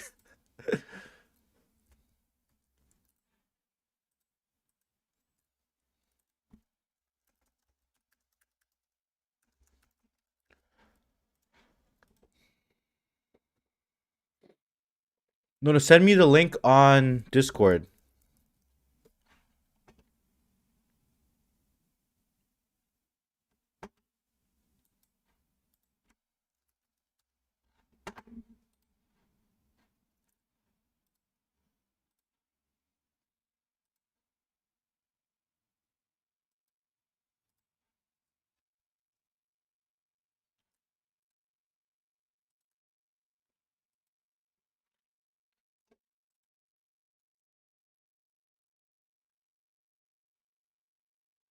Okay, what's the next feature? So now I'm using the responses API. Okay, I need to do this rag for, so this is a different feature. So I wanted to be able to use rag in order to suggest videos.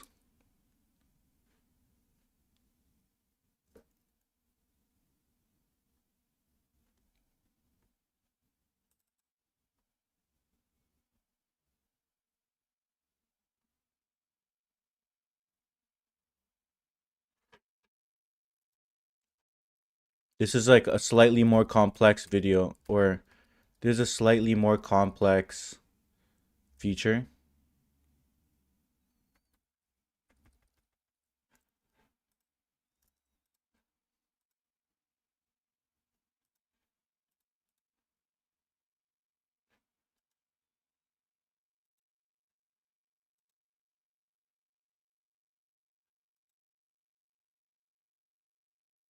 How do I open this in cursor? Chat.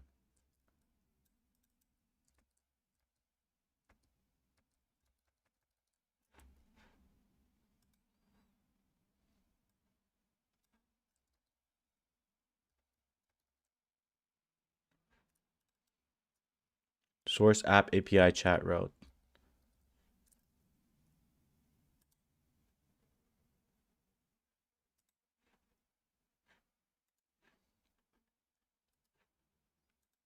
Oh, there you go. What's happening here?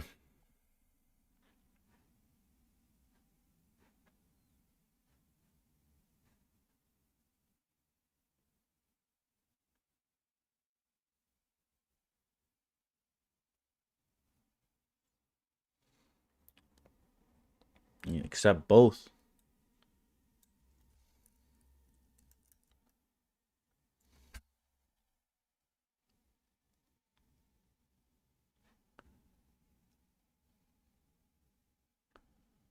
God.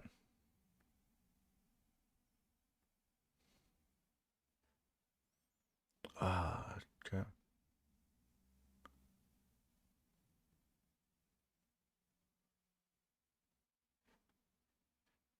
Accept both. I gotta accept both and just fix it. Both. Wait, let's see.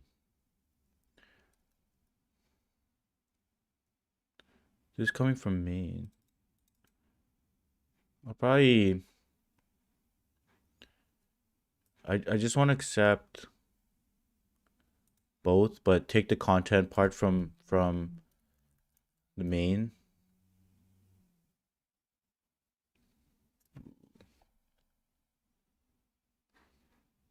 Accept both changes here. I need to work these in. Model.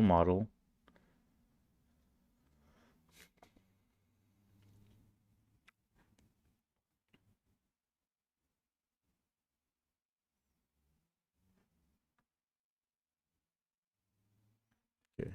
I want to probably take brag tools, temperatures out, stream true, input.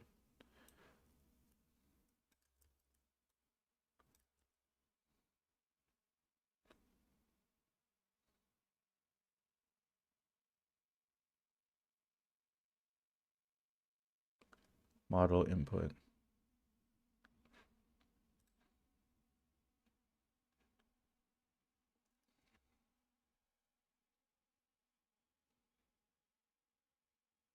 What is this?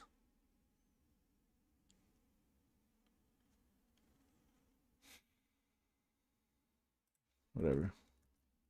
One issue.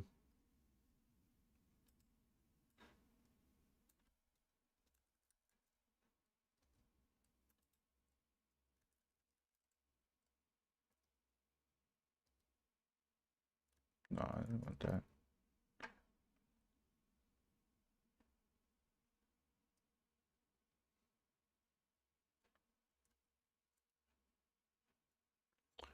What the? What was it doing on my main?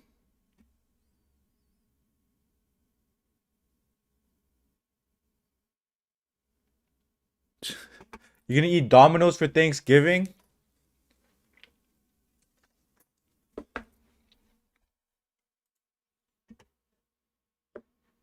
Oh, you could resolve this merge conflict straight using cursor?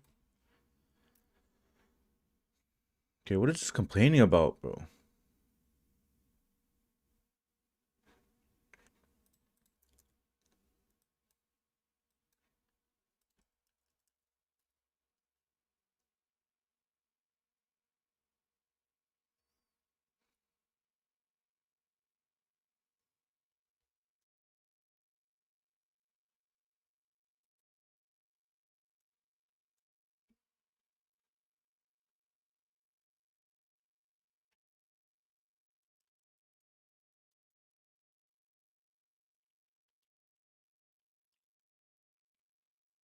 Should complain about this.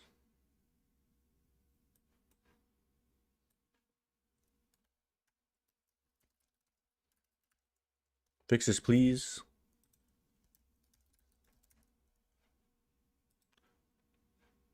Oh, I definitely don't want that.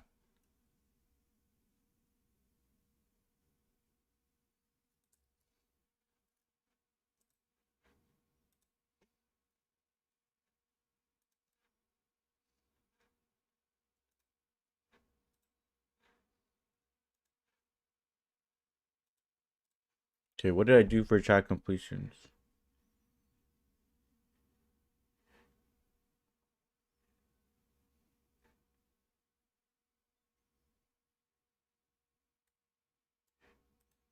Oh, it just goes like this. All right.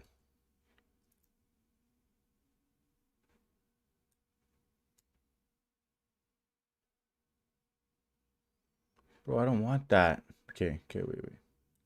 Now it's just tweaking.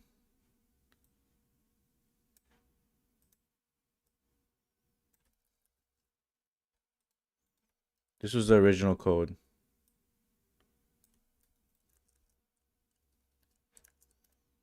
What did I do here? 72.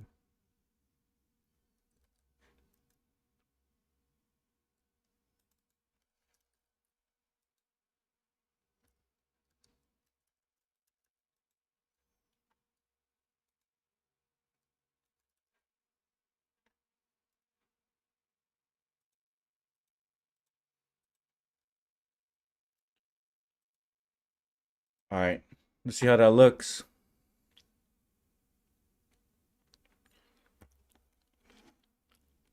After how long did you hear back from KP? Bro, I got into KP in 2021. I would say probably like a month or two. Things change though. Maybe they do it faster.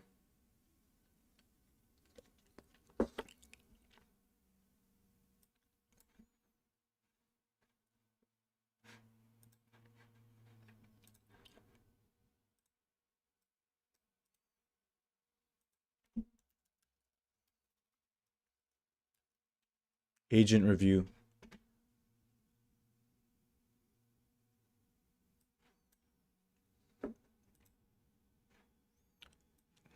Agent review is kind of annoying, agent, because it's not reviewing changes against main.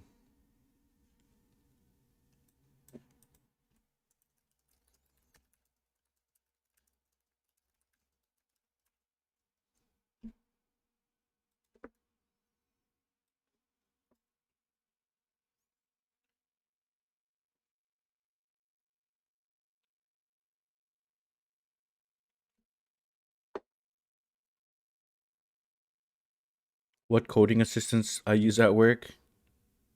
It's pretty much like the same stuff here as Cursor. It's pretty similar. Wait, I'll just grab something. I'll be right back.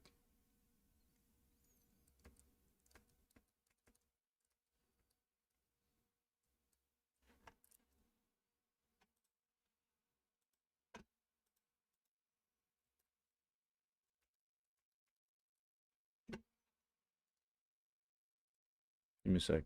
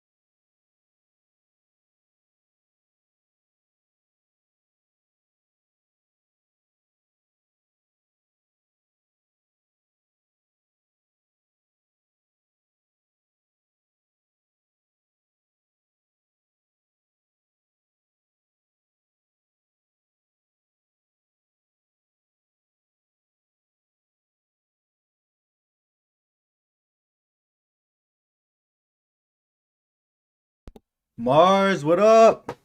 Long time.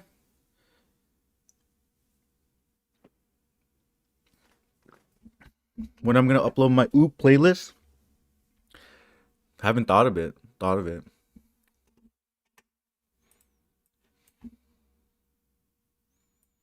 Dude, how do I change? I want to do my changes against main.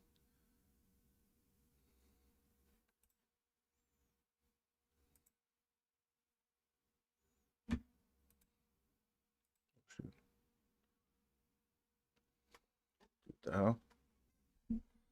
Okay, I'll worry about that in a sec.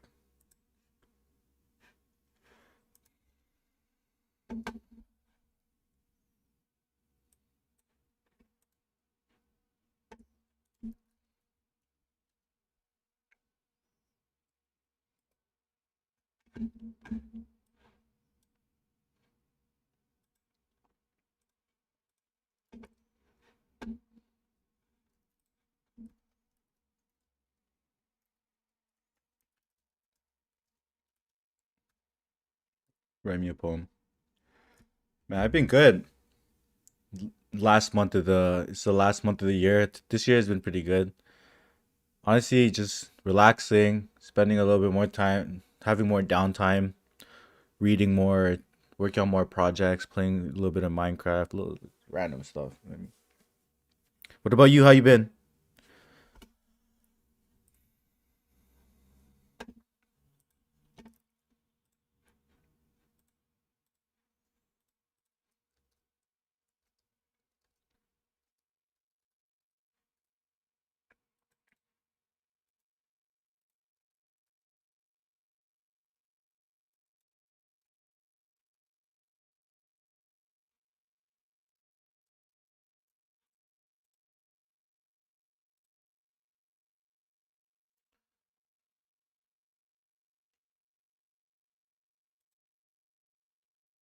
Oh, my AI.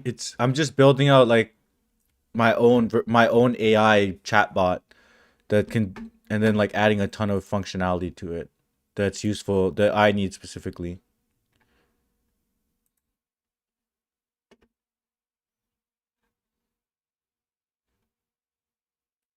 So how's this working?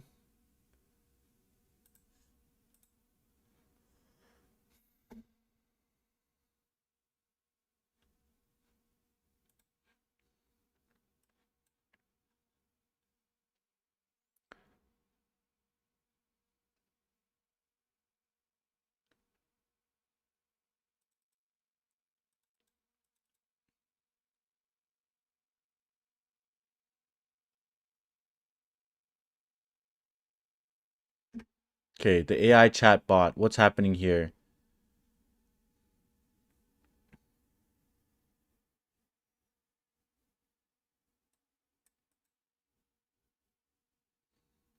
So when you say messages, incoming messages,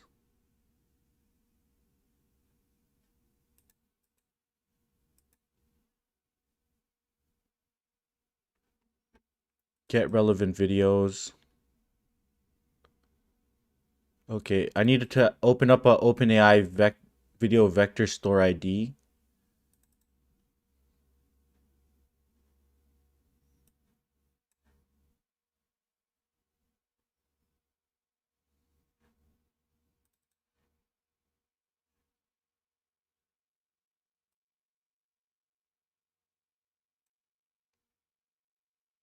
What's going on here? Got data dog for your internship. Congrats, man. That's a big company. What's the test coverage? No, zero. There's no test coverage.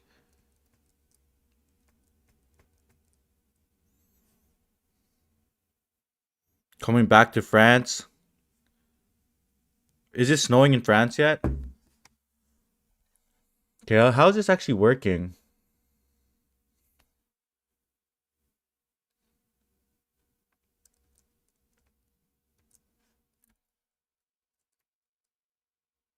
API chat.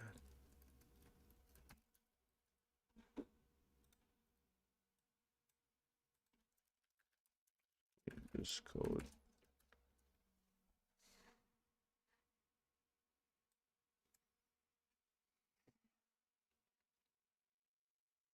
Yeah, custom rag on my videos.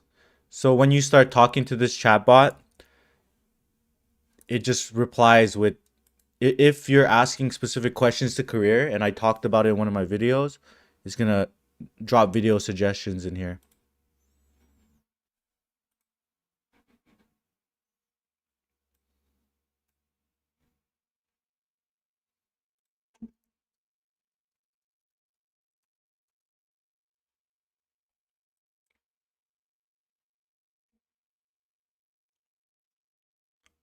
Use OpenAI's responses. API supports image, PDF attachments, just relevant videos from your database. Main. Is that even in my database? Let me check my database. Oh yeah, I do have a videos database.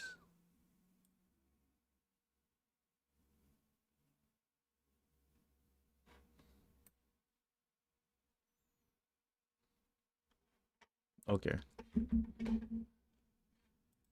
Main post handler accepts messages and an optional model.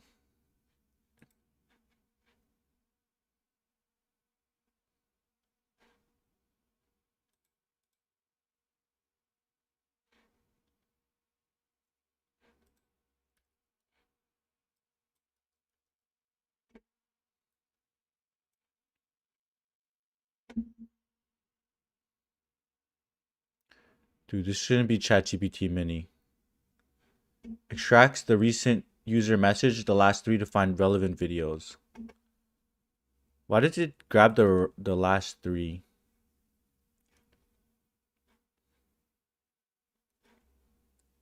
Okay, it calls get relevant videos.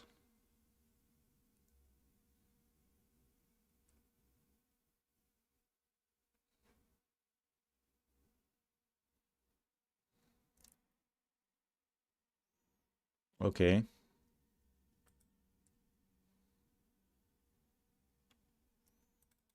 Then it also has RAG tools.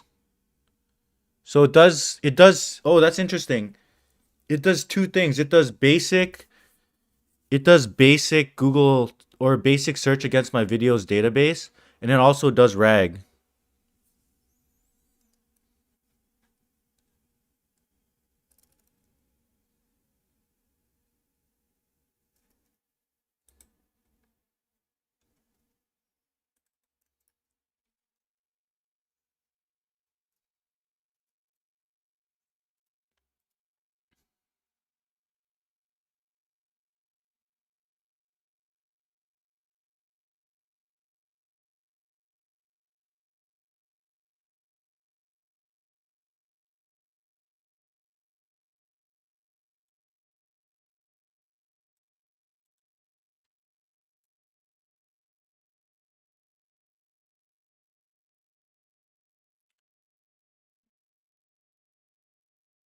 If the video is length otherwise.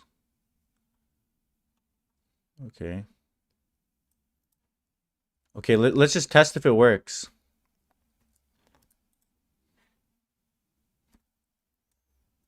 Can you pull up any videos with alpha code? Let's see this. Pull up any videos with alpha code. Should render them in here.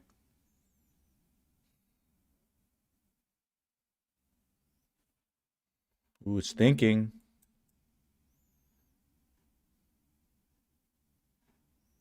What?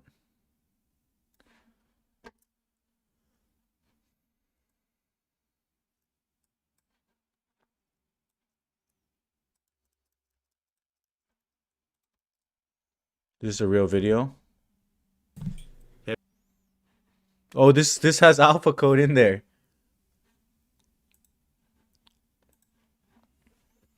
Um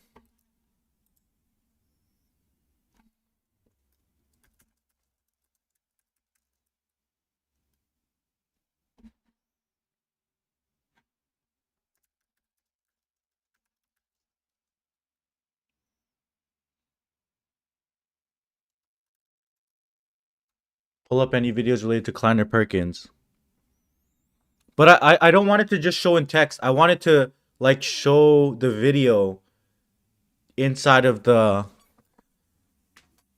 like a nice like box. But I didn't update the RAG database. But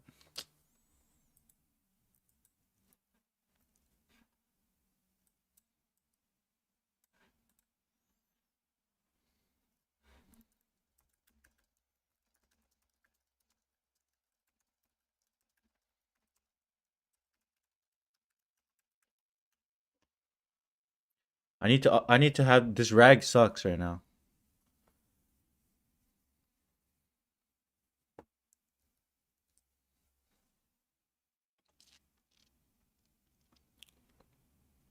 This RAG sucks.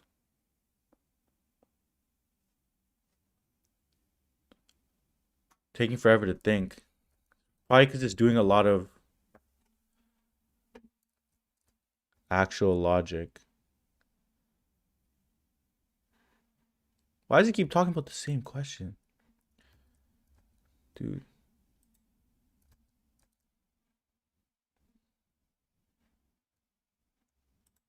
Okay, how does it do relevant videos?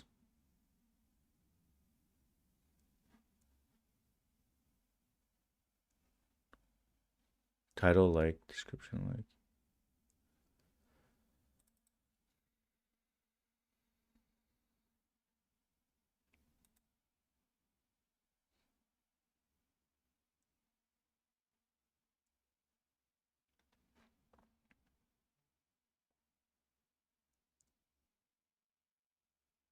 What? Okay, interesting.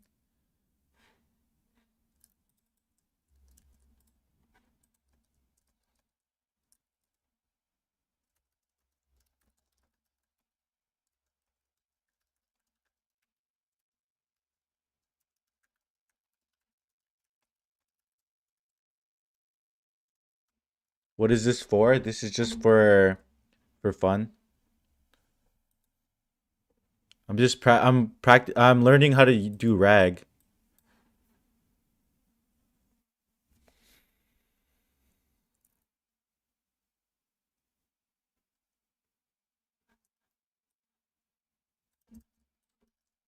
Okay, it pulled this properly. Nice. It's able to pull this video properly.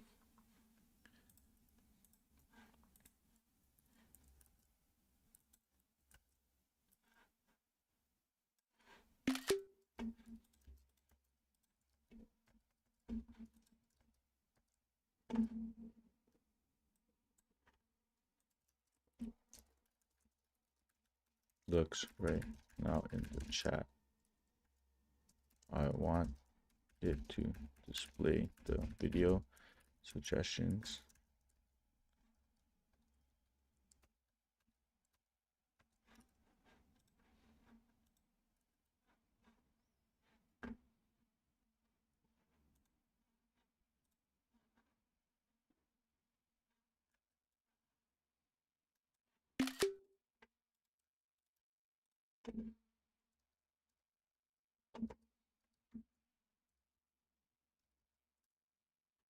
With the thumbnail as well and not just raw text.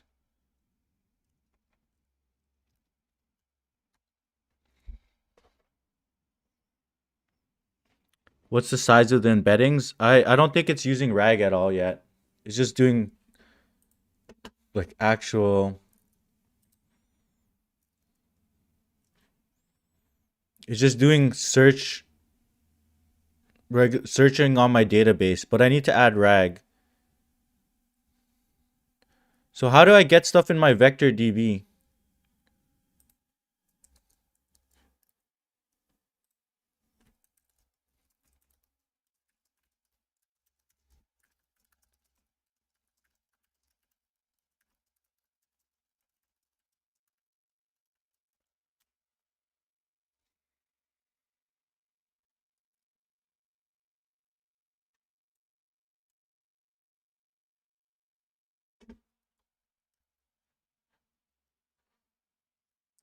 Do you have example code how I would do it?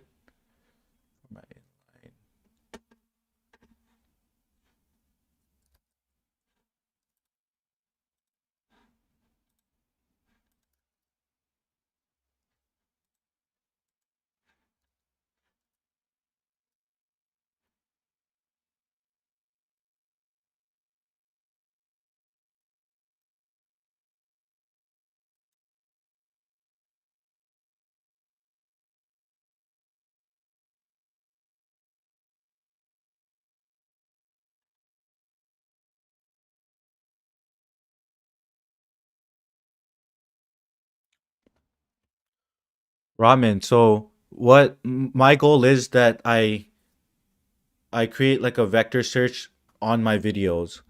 So when I have like all my videos, depending on the content that I talk about or the stuff that I talk about, it'll offer them as suggestions in this chat.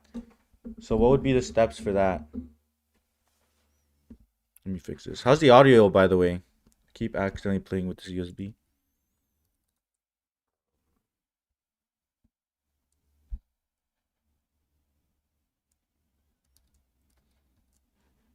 Oh, nice. It's looking good.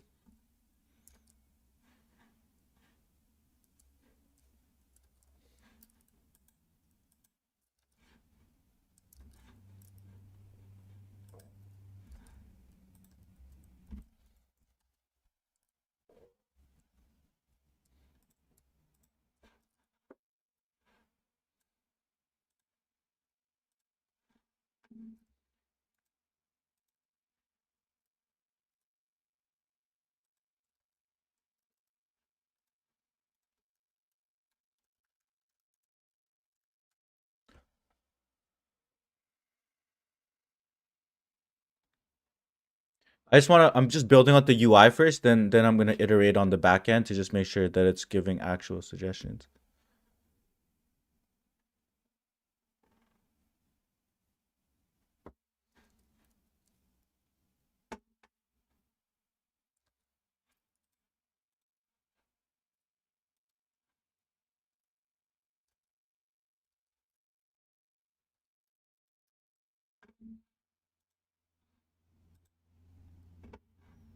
Nice. Okay, sick. So from here I can click into my videos.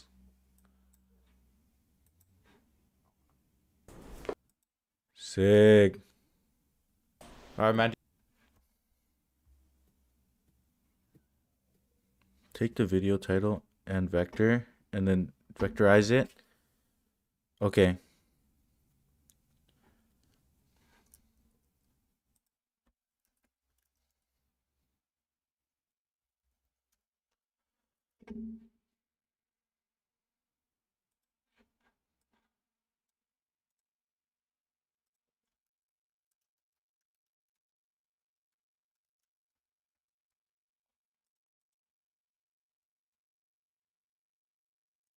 So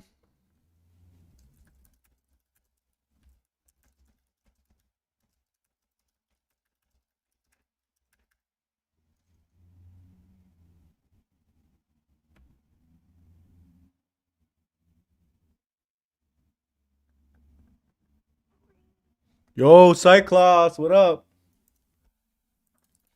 Been a minute.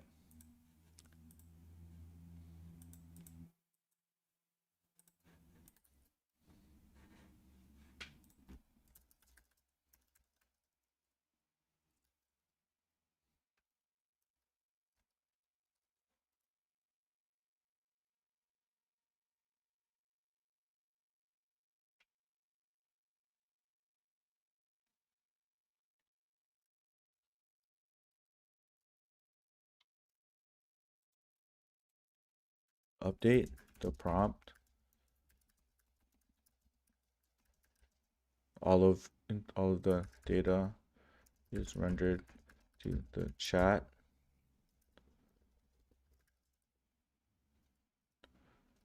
That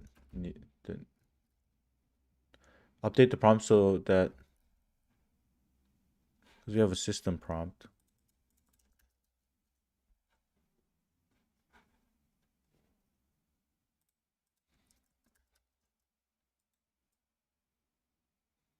Is returned in order to generate the video.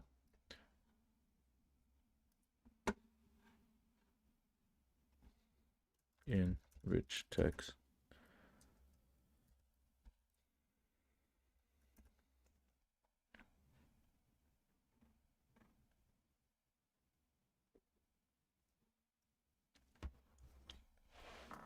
No Thanksgiving plans. My Thanksgiving plan is pretty much I'll be streaming today and tomorrow up until probably around 5 p.m. or something like that. And then yeah, it's pretty much my Thanksgiving plan. And then after I'll go eat. What about you?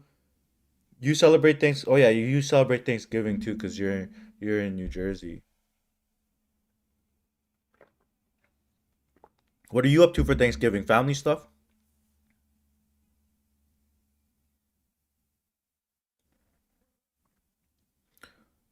Oh, ramen. Do you have a YouTube channel yourself? You did this?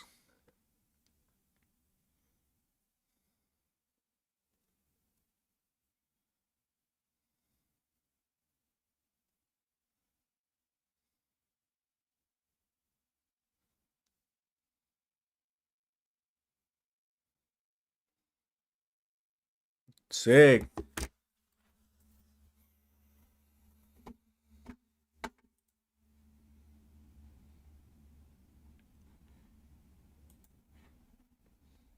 Holy, updated a crap ton of code. What?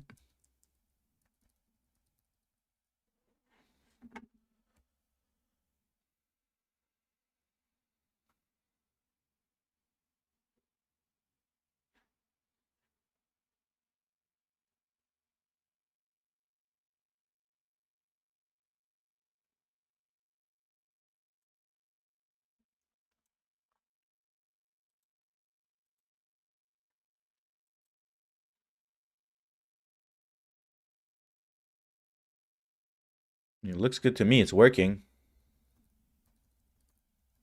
I just need to iron that out in a bit.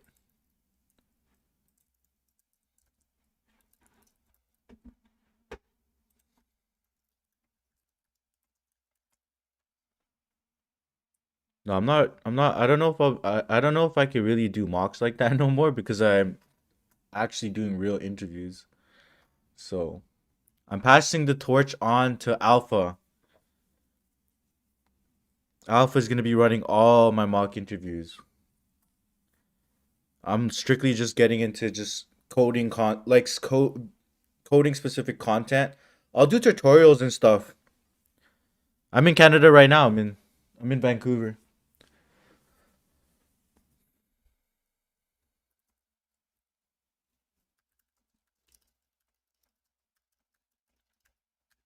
Suggest me videos where I can learn backtracking.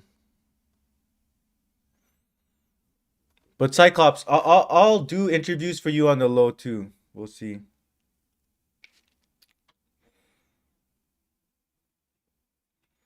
But dude, I've done so much. I've done so much. So many mock interviews. I've dropped 300 something videos at this point. That I feel like everything, every candidate you could possibly find is out there on my channel. I'll do special ones if somebody from Stanford or like whatever want to do it. But right now I'm working on. I want to spend some time working on actual code too. What happened? Did it glitch? Uh-oh. Yo, I feel like this endpoint is so slow now. Lev, what up?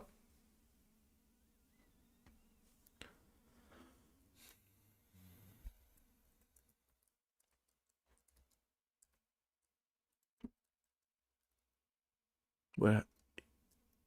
Reset. Oh. Sorry, I encountered an issue. Hello. Just give me a. Come on, just give me a normal. Is Chat GPT down? Okay. Suggest me videos where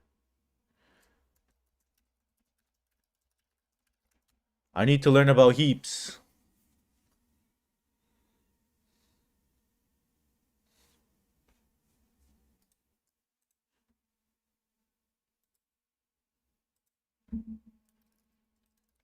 No way.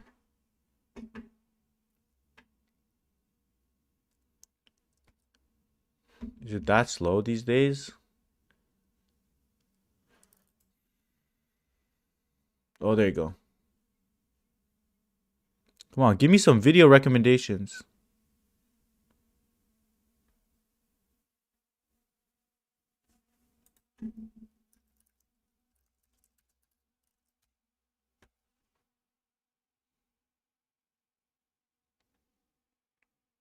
It's working. It's just slow. Maybe ChatGPT is just slow right now.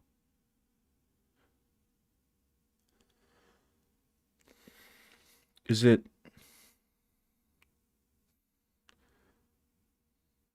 What? I have heap videos. Why is it giving me sliding window? Here.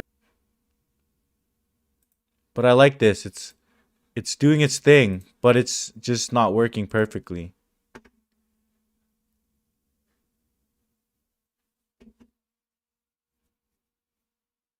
Okay. As long as this ships, I'm just gonna ship this and I'll fix this later. I need to probably fix it off stream. I'm gonna switch to my next feature.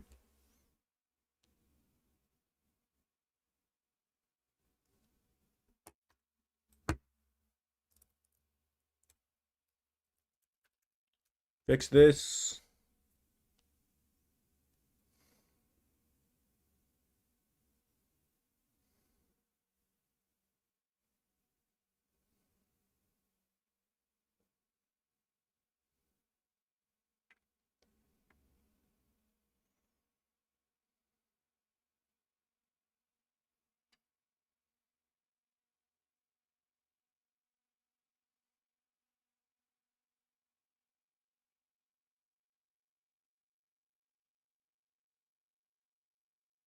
Yeah. I use the same. I'm using Versal too. Is it worth applying to internships if I'm graduating this summer? I know some of them require you to be a freshman or sophomore. If you're graduating this summer, Lev, might as well just actually look for a full-time job. That's going to pay you the most money, right? If you're going to graduate, I would just look for new grad offers. If you can't get one, I would apply for internships still. Just try to get something. Honestly, I've done that before.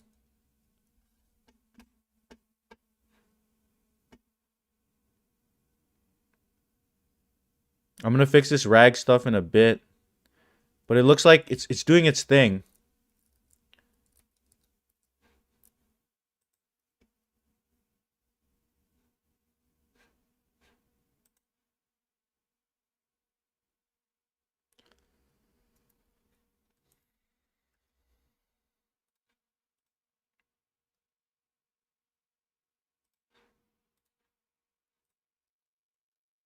Let me ask it some basic stuff.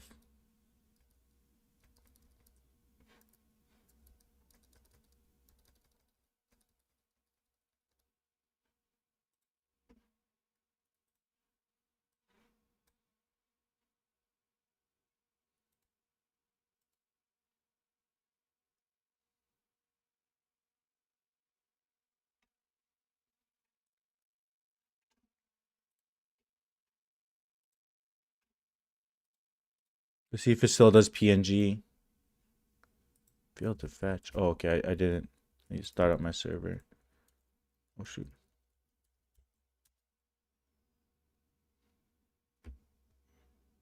I don't know what production engineers do, to be honest.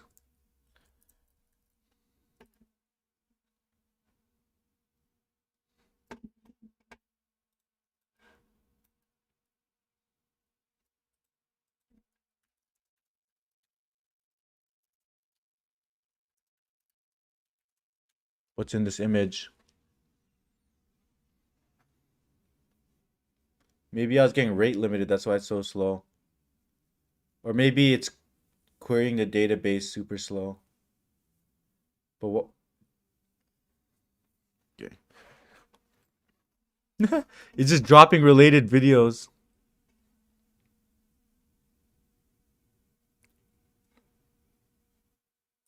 For no reason. So funny. I'll fix that. That's gonna get fixed at some point.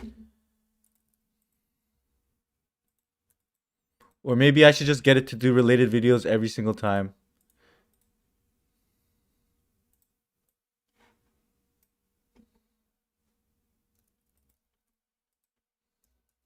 Let's try. Review this resume. Yo, Germ. What's good?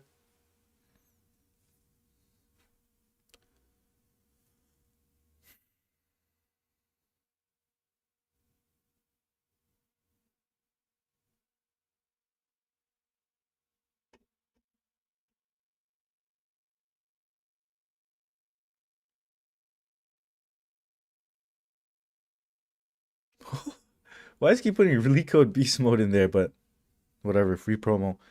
But that's sick. It dropped related videos like landing, like how to land, or a video where somebody we're gonna landed a job at Google, Meta, Amazon, or interview.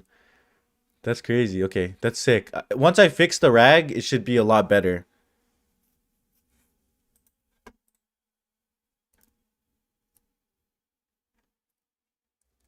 But honestly, it looks good to me.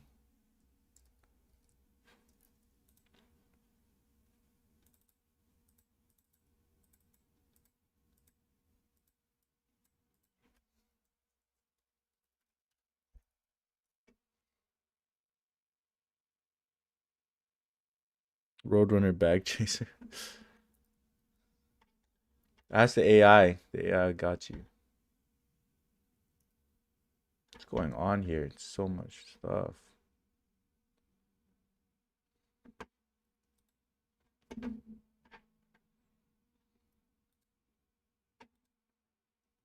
Squash and merge.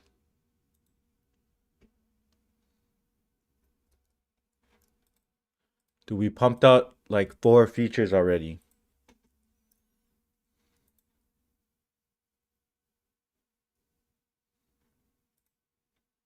Okay, this is another one that I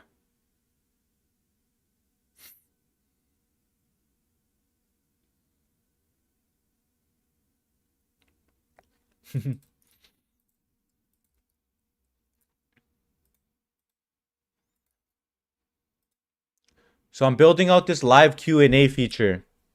You could submit questions, and I think from my side, I need to be able to like so people can ask me stuff, and if I'll miss it on the chat, but maybe I'll have a live feature where people can ask questions, then I'll look at the questions, people can vote on them async or whatever, and then I'll just answer the ones that are most requested because I usually miss it out. Okay, how does this feature work?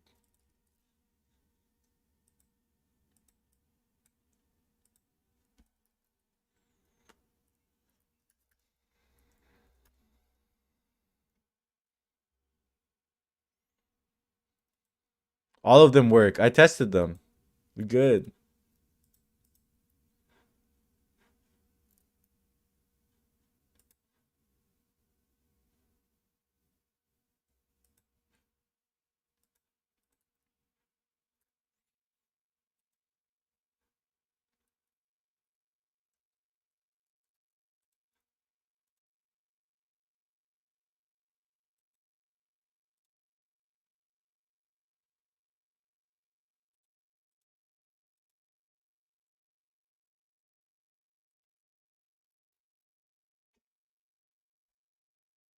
All right, let's take a look here.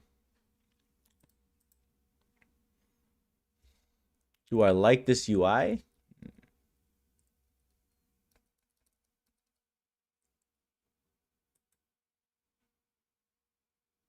Oh, no, no, no, no, no, no.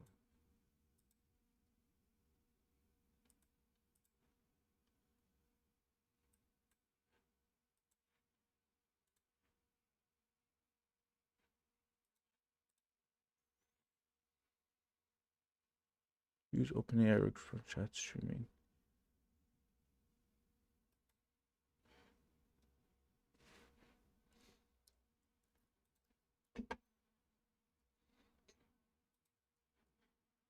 Failed to fetch questions because I probably didn't set up the tables yet.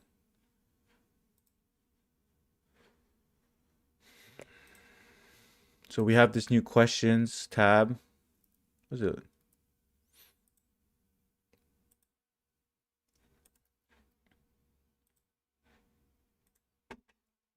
Okay, let's see if the feature went live yet.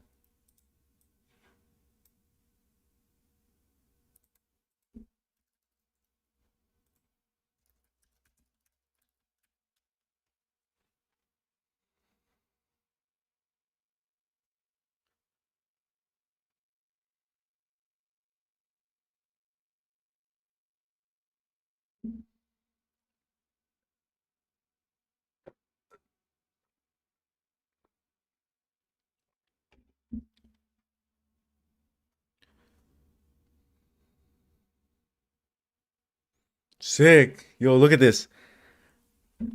So it's getting better. So I did a resume review and it gave 3 suggestions for videos where that I can help for me reviewing resumes part 1 and part 2.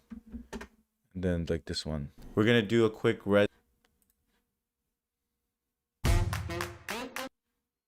Sick.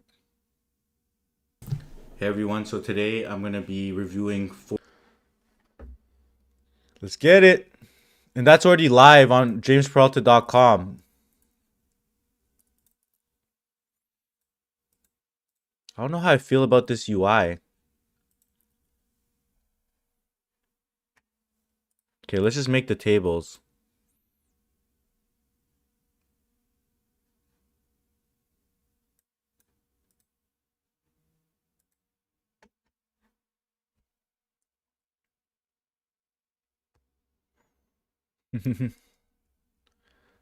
You want to go back? Why do you want to go back to the old days? The new days is the fun part.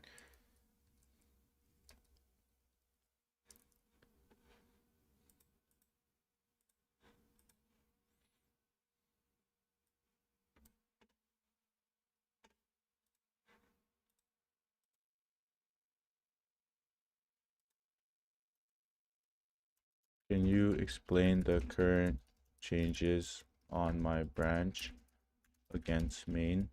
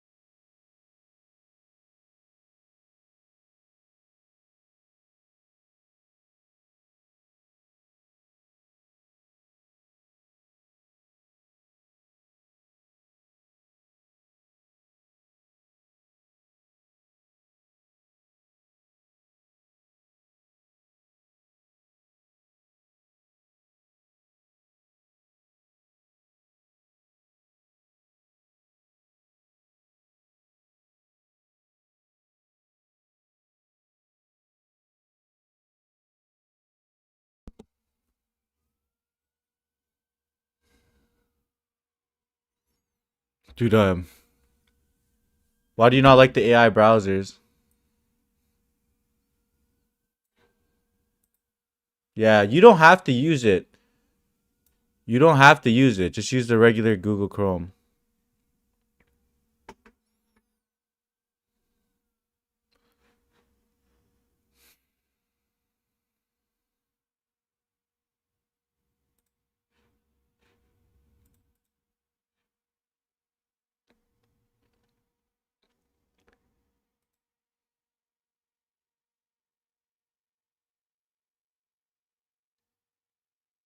Okay, there's vote.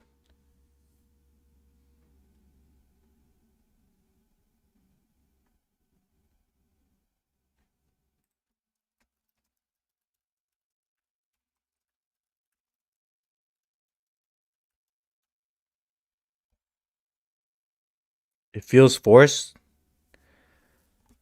Honestly, from my perspective, I think they're just building. So you could just use the tools or you could not use them.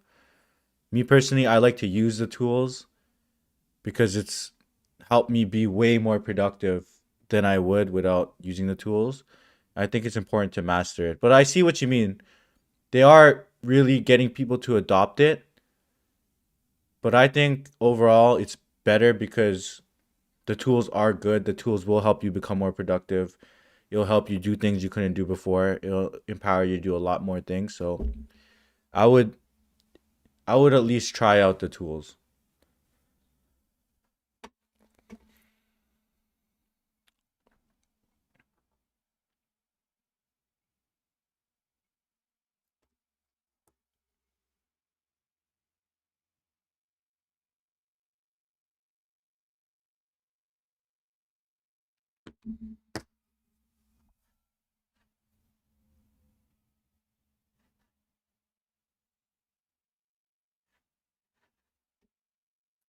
Live questions route get post.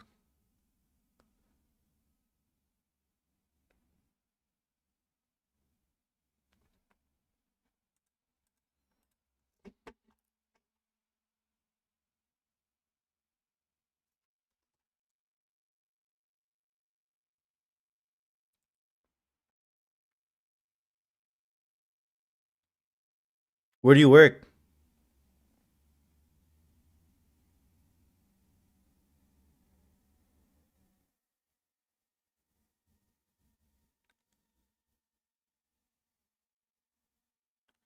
Dude, I don't know. Yeah, honestly, for me, the productivity is insane. The productivity increase is insane. I'm super bullish on the AI stuff.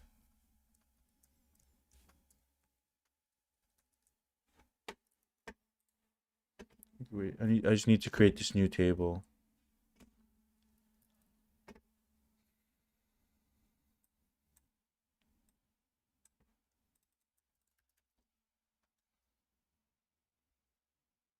How many years of experience do you have? Tanae, Tanae God.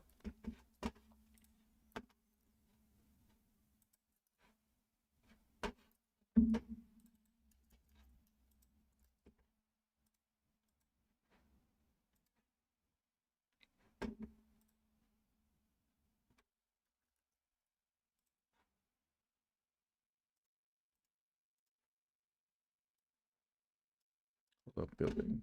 I'm just building this data, these tables. I'm gonna need some testers, people from the chat.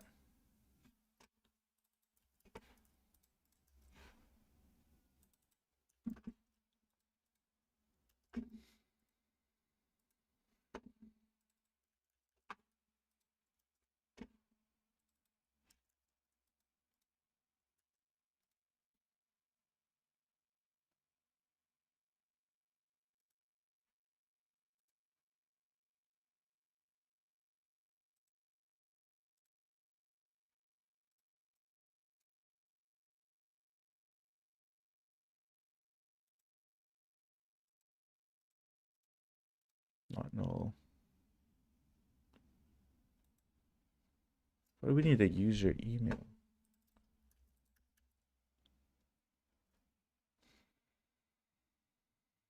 Do we even have that?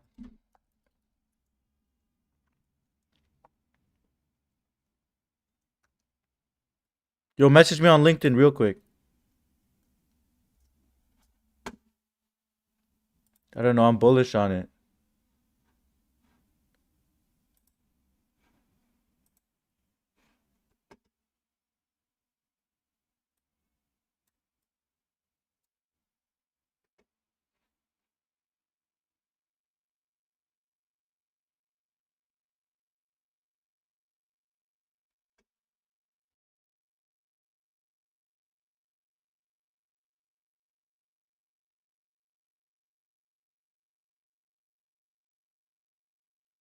Yeah, Jamil, I agree.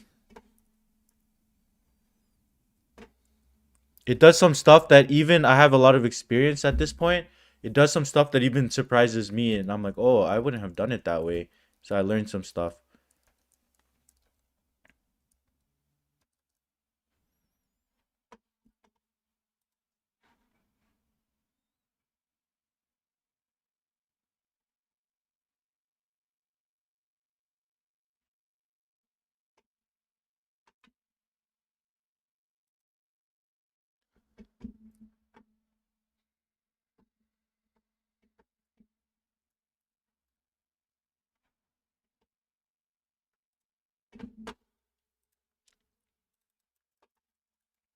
Hold up, I'm just making all the tables on my database.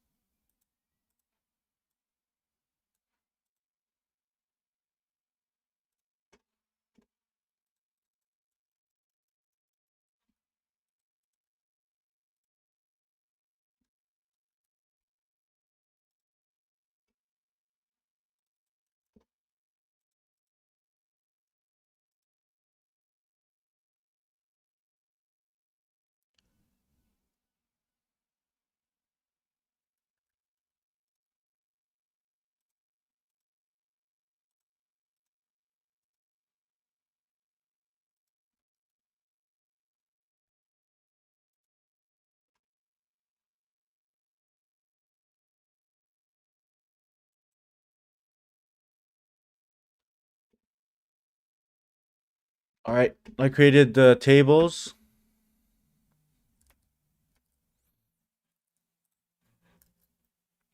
Failed to fetch questions.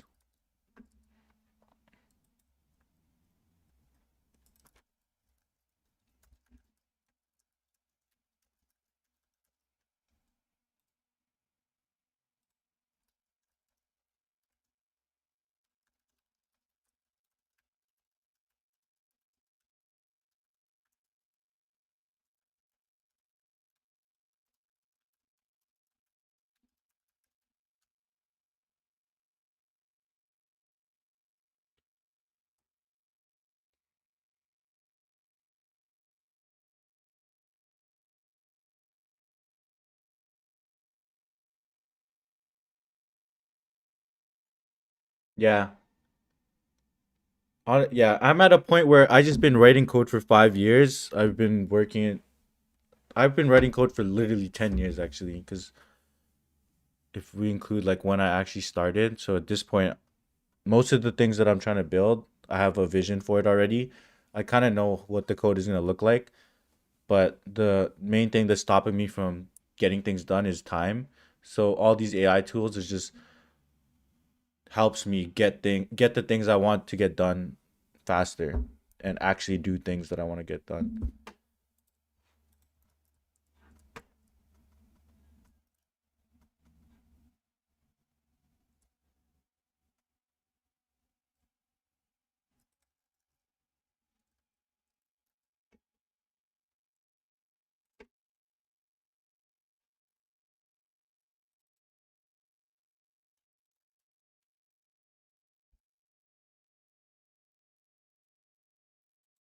I had to build that.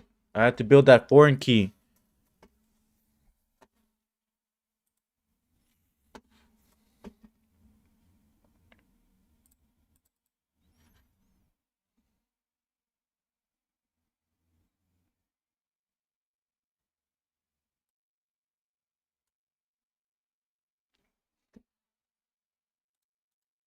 I had to update.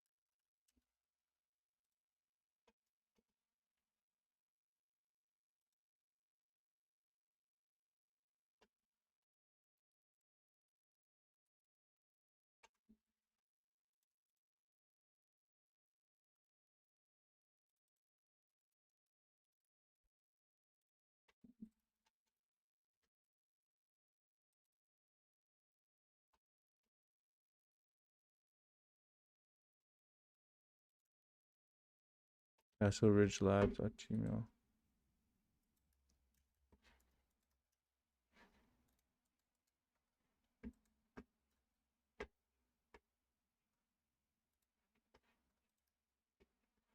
What's happening is, oh, it's not.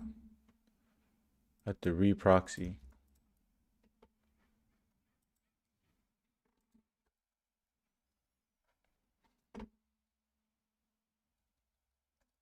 Let me ask.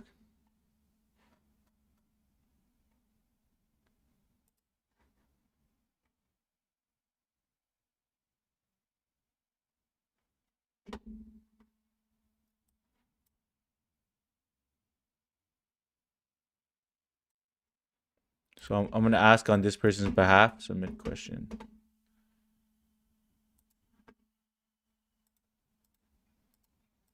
Yo, everyone, try it out. Try it out.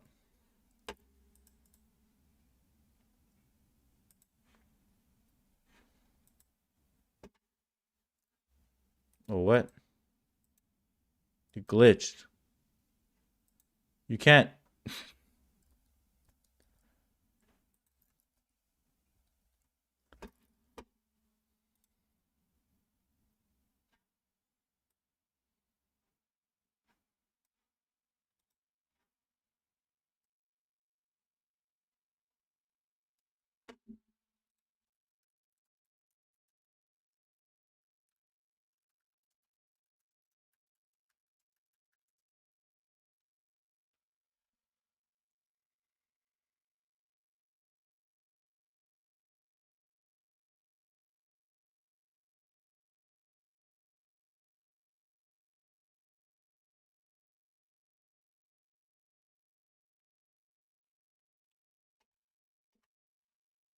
Proxy functionality is not working correctly. It glitched.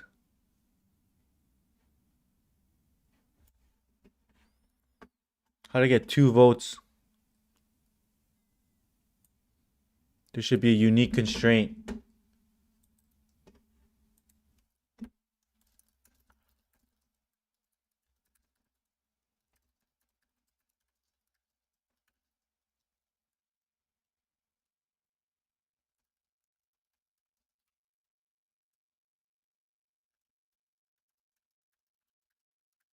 There should probably be a unique constraint, but we'll see what ChatGPT says.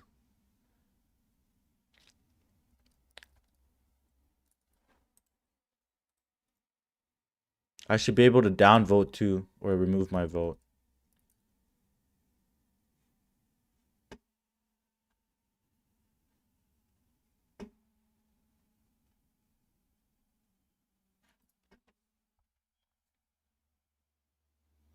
Okay, yeah, there's a race condition on rapid double clicks.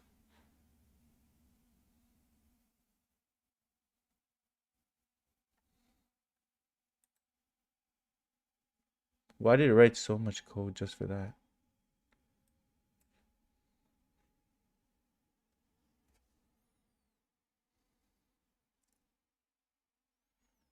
Yo, Steven, are you live right now too?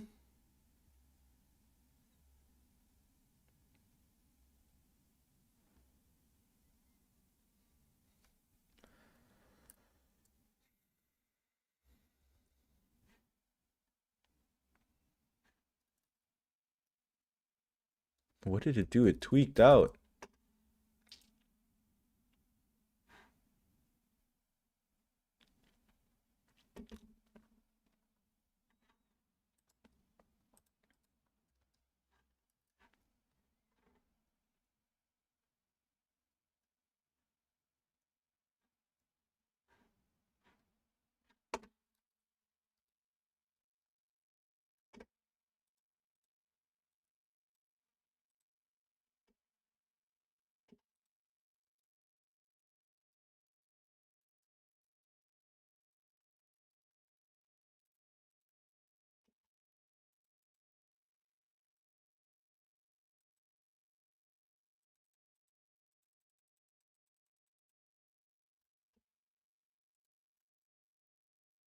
Nice. Upvote.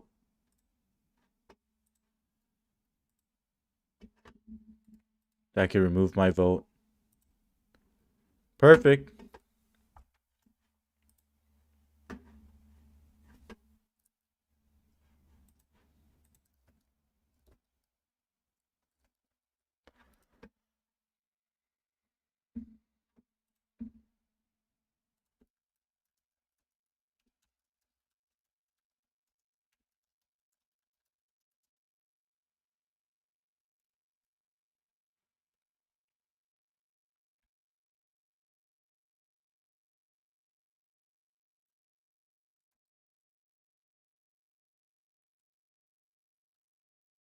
Steven, do you stream though?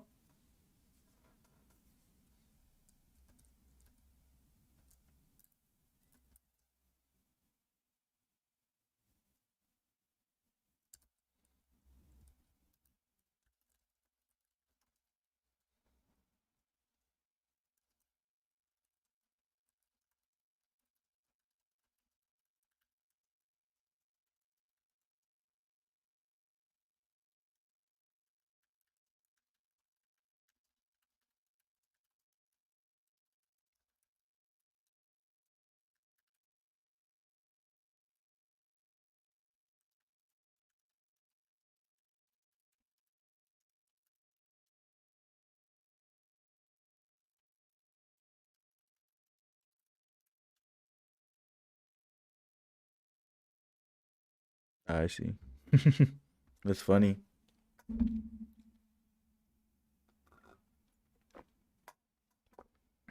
Be right back.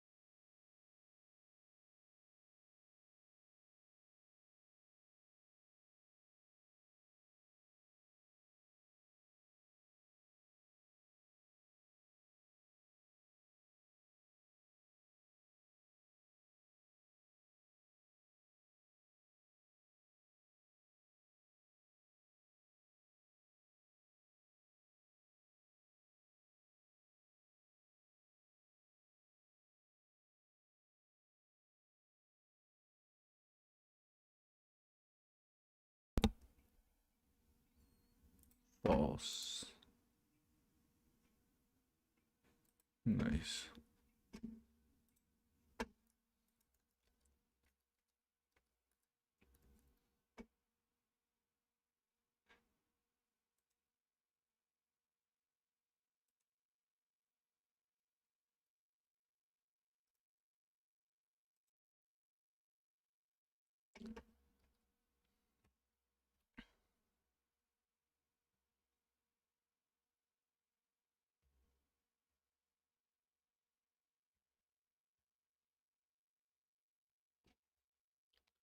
What would be a good number of problems to be sort of a decent technical part in interview?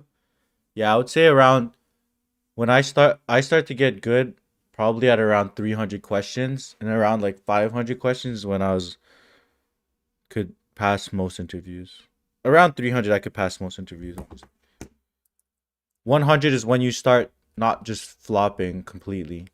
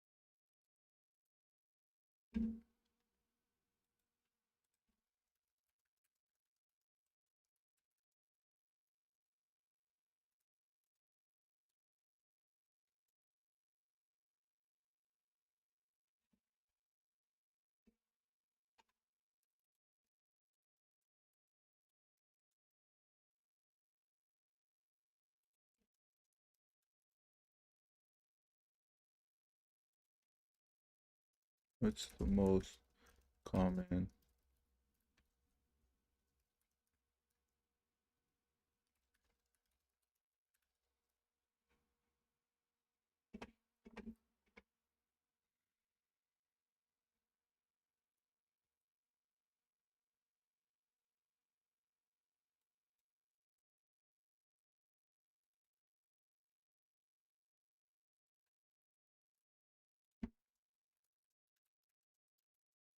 Now the code base is getting too big that it's forgetting to update certain problems.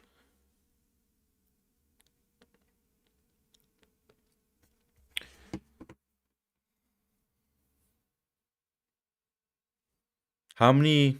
Wait, let me see. Let me add these to chat so I don't forget.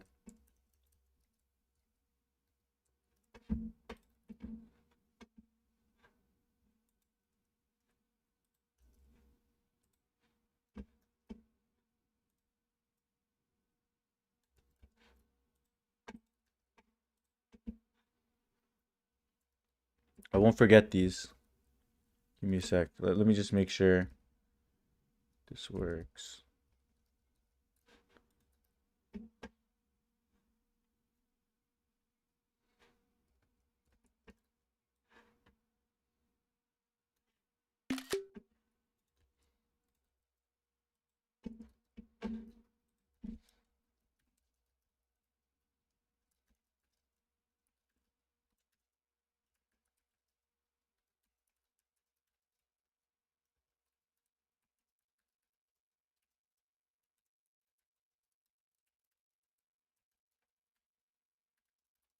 Oh, sorted by number.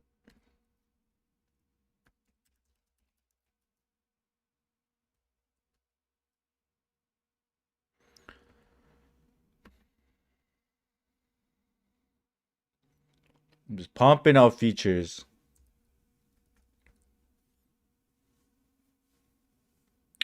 So Jamil, I answered this. Wait, I'll answer this in a sec. Let's just have it reload. Woo, already broken. Wait, let it cook. Let it cook.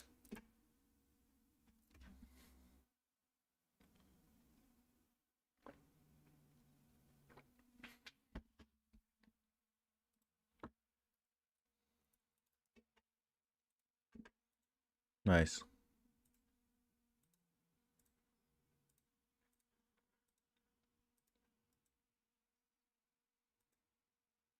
Perfect.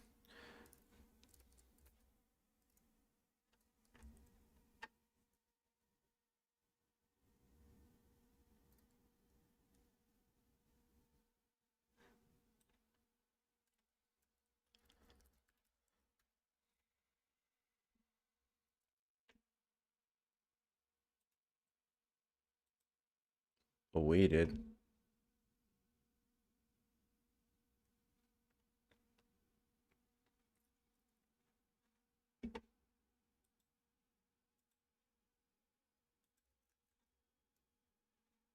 I didn't know it was a promise like that.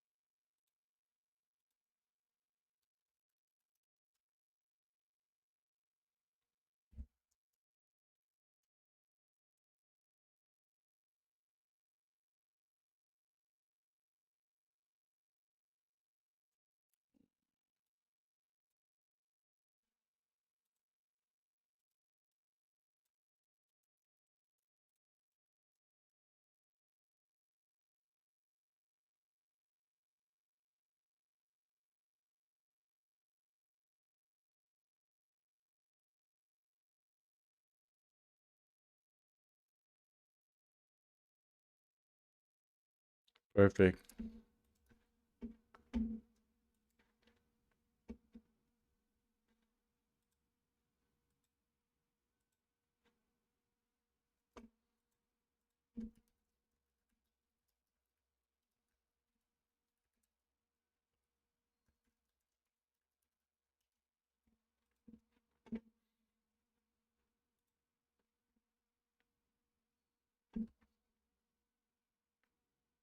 Nice. Okay.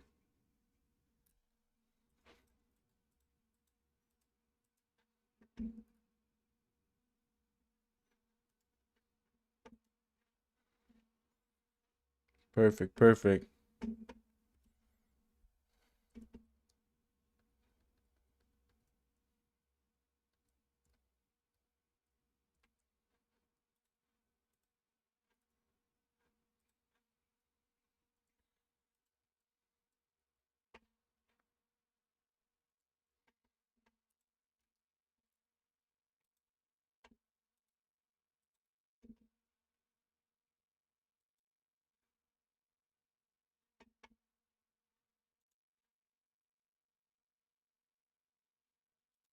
Nice.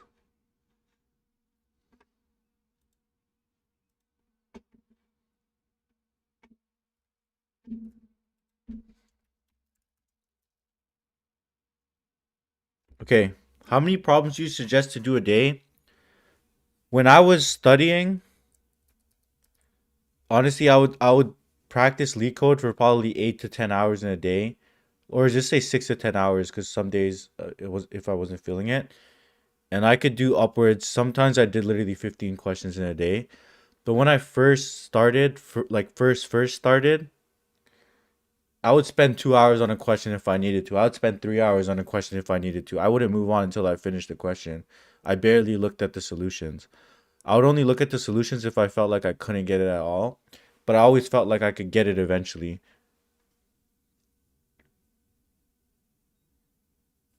So, and it all depends. I, if I'm just actually starting to learn for the first time, I would avoid looking at the solution and try to grind it out. But when you get closer to their interviews, or if you actually have interviews, that's a different story, and all you care about passing, just then you could just time yourself. Try to do 30 minutes and then look at the answer. But honestly, sometimes when I first started, probably for the first month, time box couple hours per question. If you can't get it after a couple hours, look at the solution and then actually study the solution. But I wouldn't be like after 30 minutes go and look at the solution right away every time. That's I know people have suggested that, but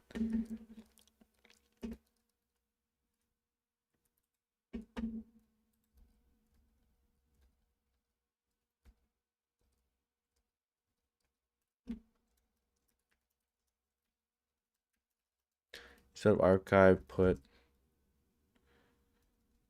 you should have me input the video where answered the question. Then in the answered tab, it will show it will have a link.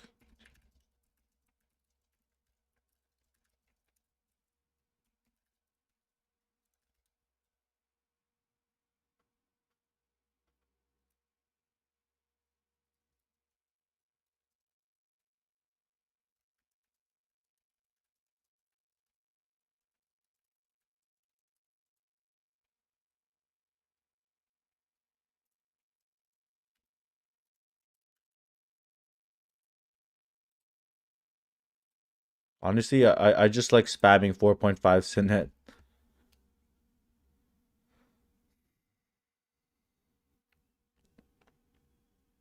Yeah. Take the time and just grind stuff out. Oh. Oh, okay, I thought it glitched. Honestly, there's no substitute for hard work. Just go in there and work and put in the work. Like if you spend your whole day and you're not using your brain and you're not struggling, then you know you're probably not learning.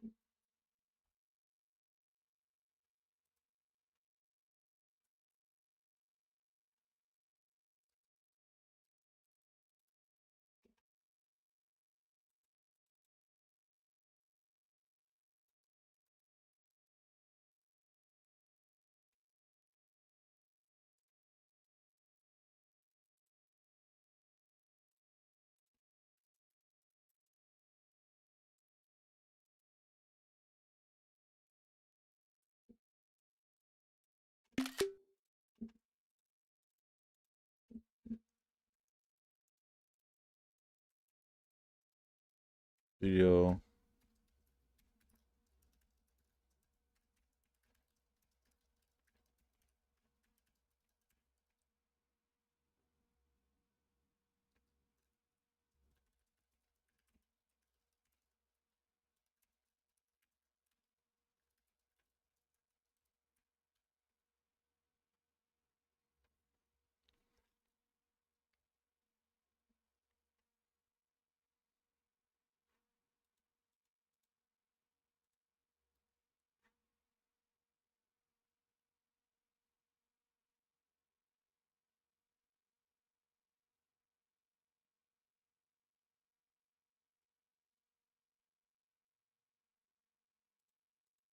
Perfect.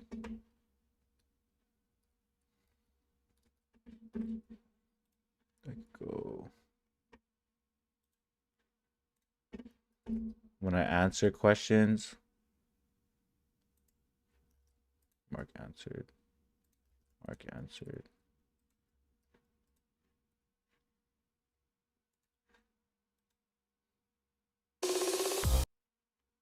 Perfect.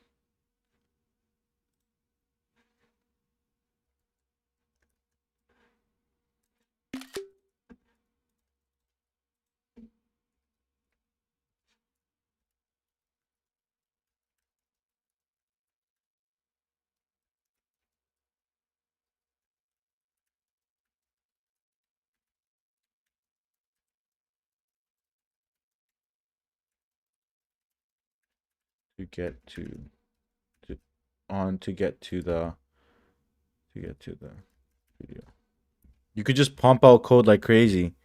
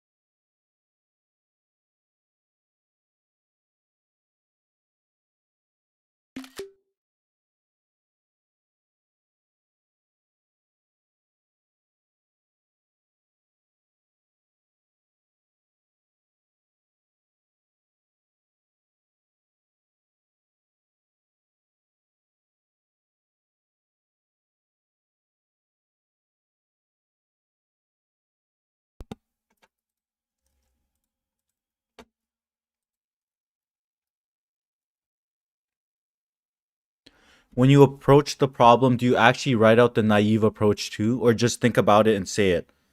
At first, you probably won't know whether it's naive or not unless you like arrays, probably.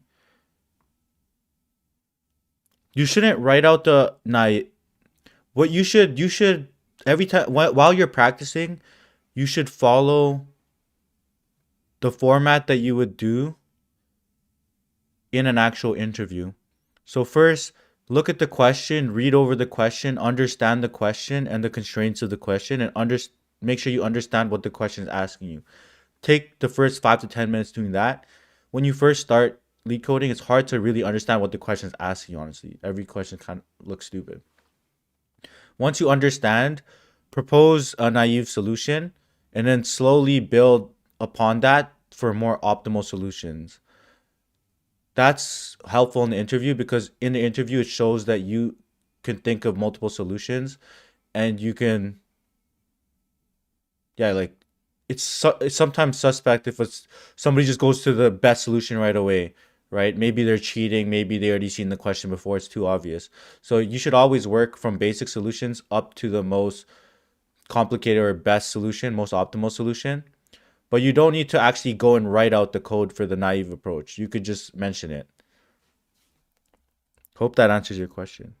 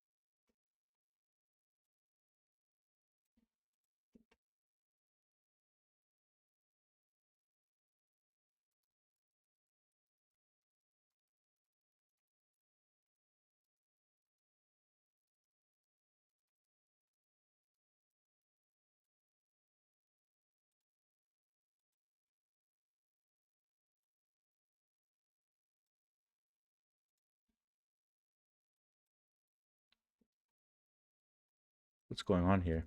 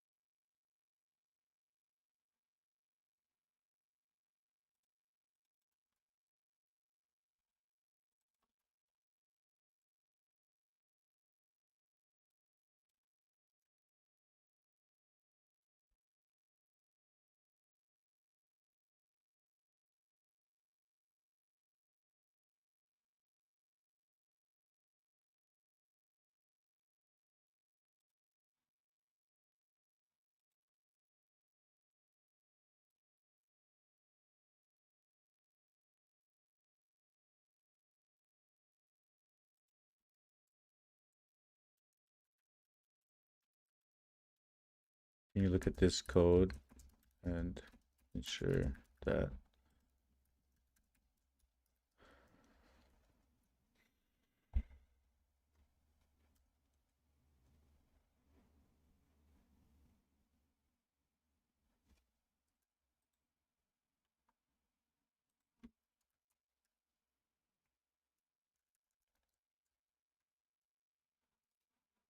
what's happening here? What's happening here?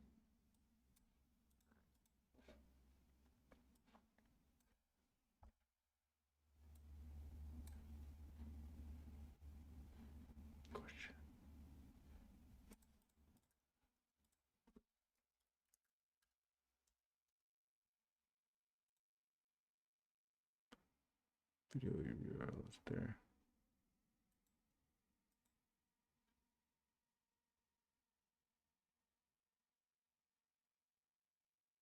It's a video ID. Oh, it can't parse the video ID.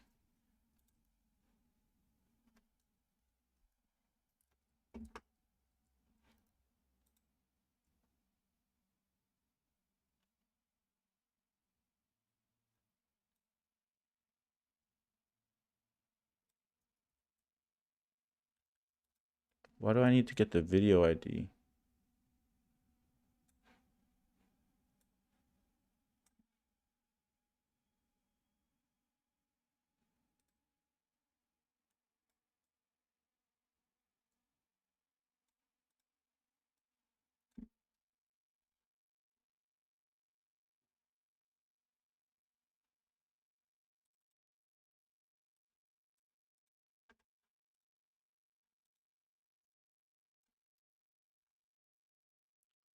Okay, vibe. Now you see where it tweaks out a little bit.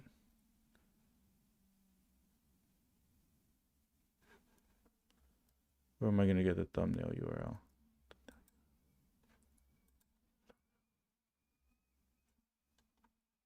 Oh, okay, that's why I guess the video ID.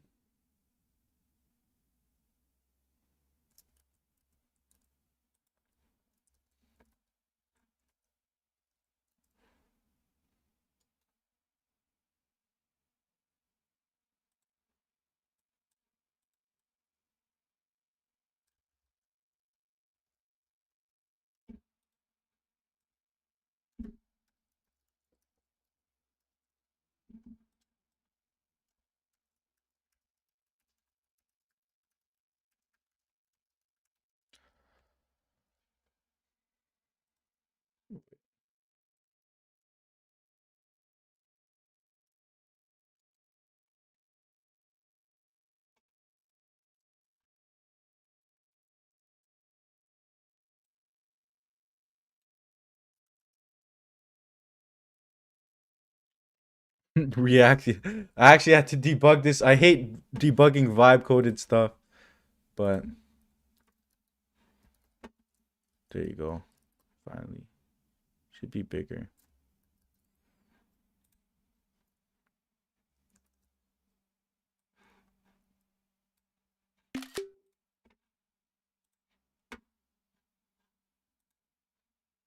So you still need to know how to code a little bit.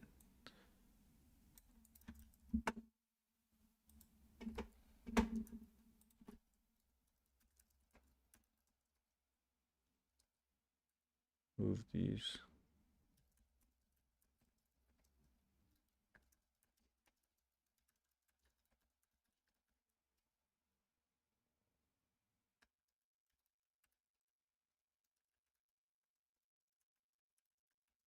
Also add the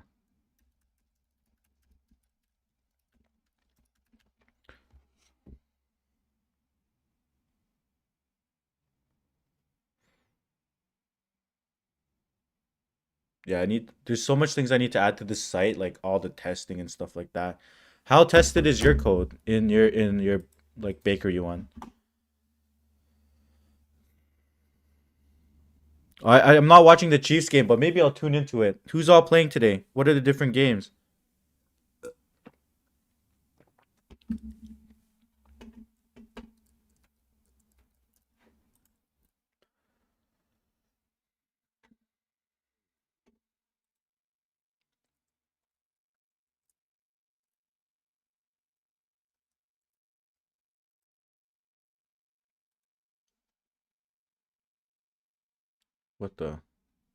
What's all this?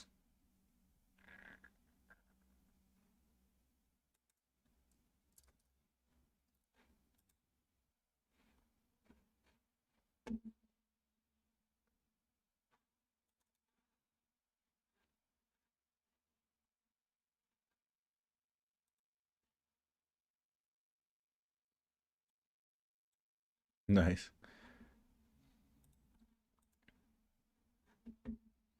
Let me just throw in like a random YouTube.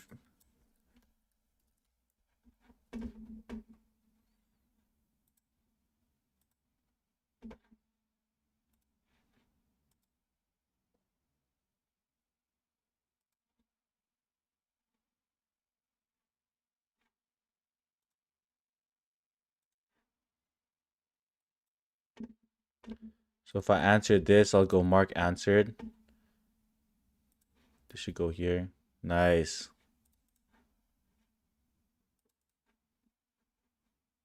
Then it should go right to my video.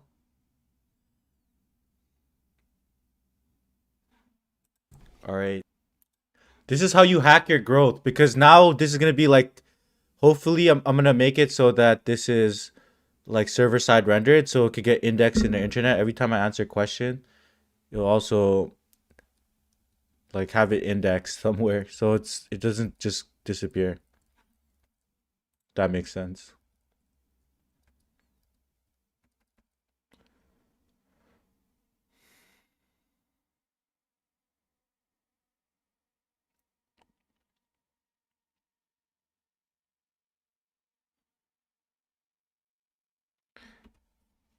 From my perspective, I whenever I do interviews, I do just straight technical interviews. I don't ask anybody about their projects or where they went to school or anything personal. I keep it strictly technical because my job is to assess them as a software engineer. So I just go in, ask, probably say hello for 1 to 2 minutes. So I give them as much time as possible to work through their question. Then I'll just spend the whole time working on the question. And at the end, I don't give feedback or anything. I just say, thanks for taking the time out to interview with us. You'll hear back, and then peace out. Like, that's the job for the other people, like the other recruiters and hiring managers and engineering managers, to look through your resume and then see if you qualify for a interview.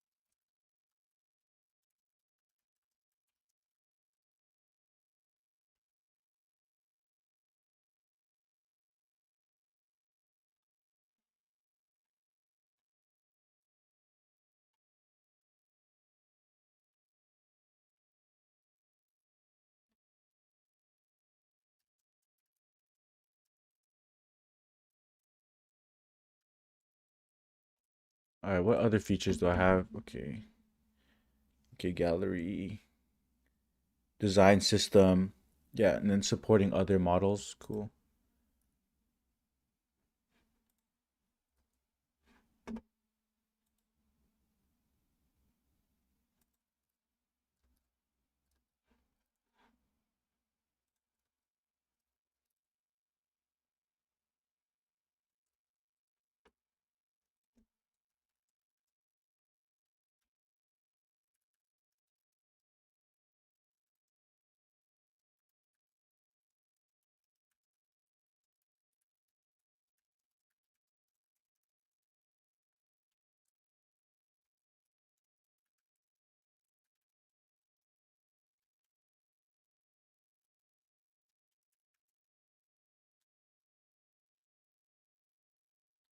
That's awesome.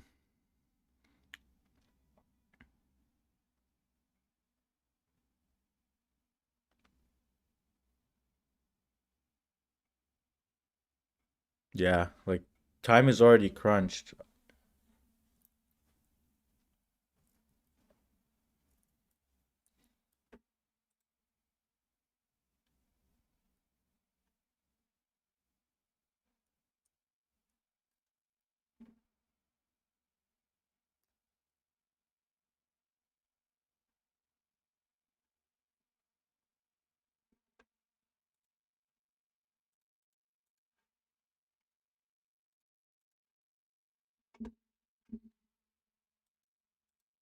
Nice. This looks like it's good to ship.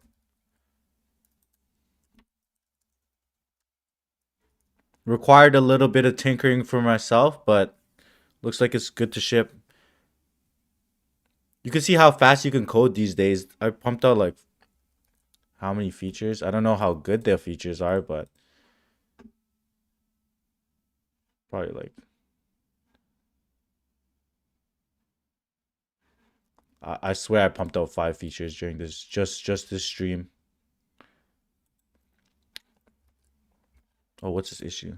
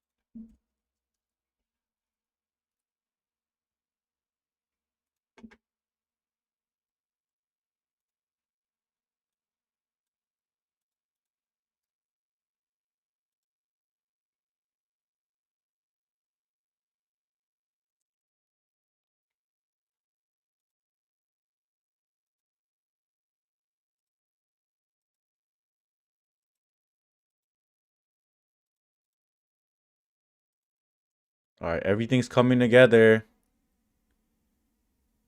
I don't like how this asks questions is too taking up so much space. How does Slido do it?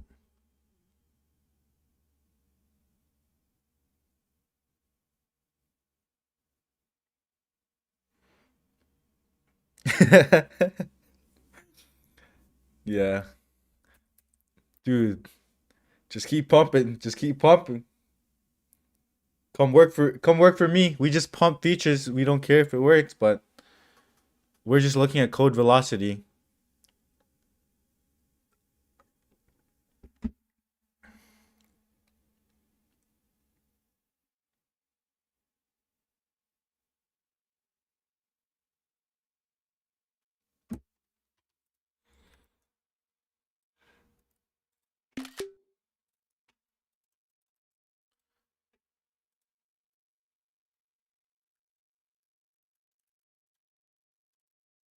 Me.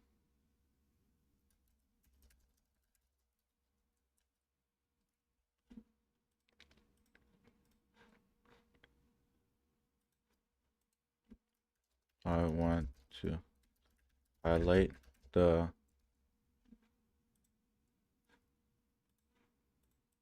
questions more and have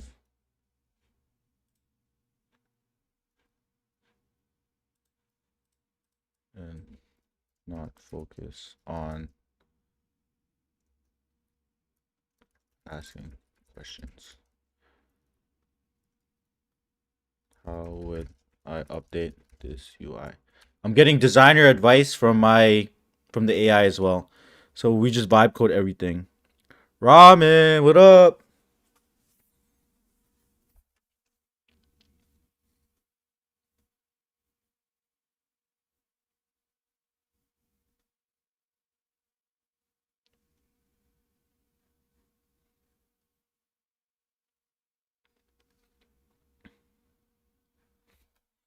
How does Reddit work?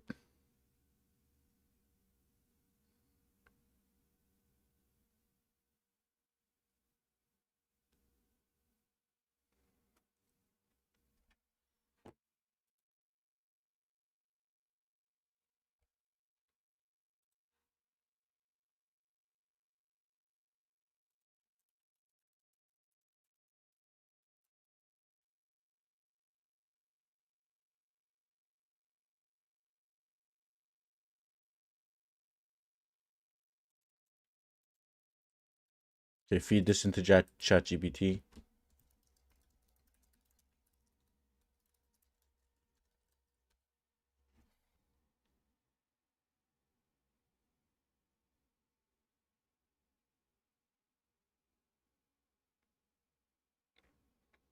You know what works for me really well? Actually, is ask for like 4 to 5 different ways you can do something for design, then just go and see how all of them look and pick. Oh, nice. That's sick. Yeah, that makes a lot of sense.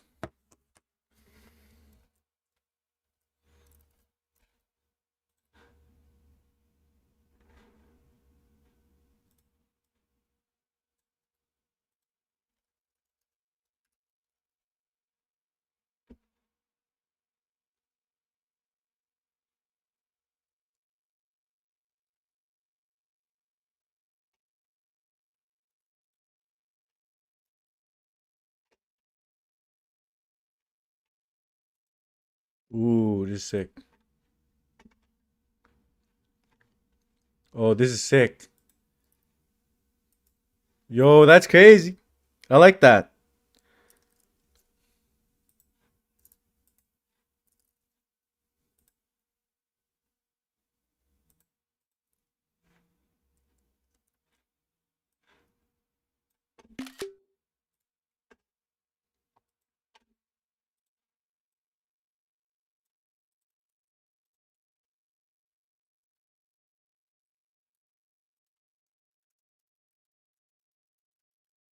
This button.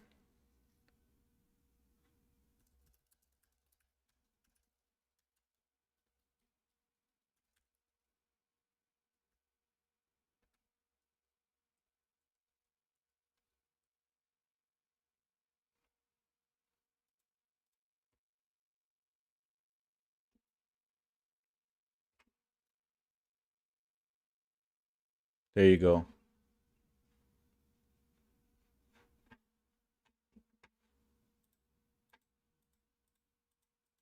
Why is there a refresh?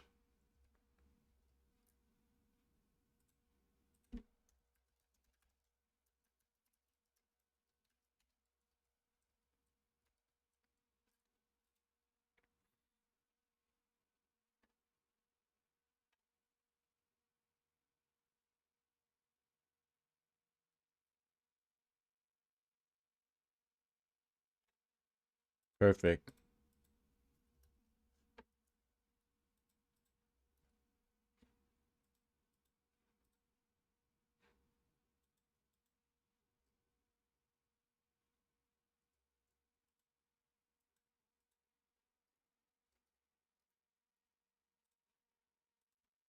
Have the unanswered and answered as their own URL and make sure it can be the server side rendered for SEO. All right, we need to make sure that it could be server side rendered for SEO.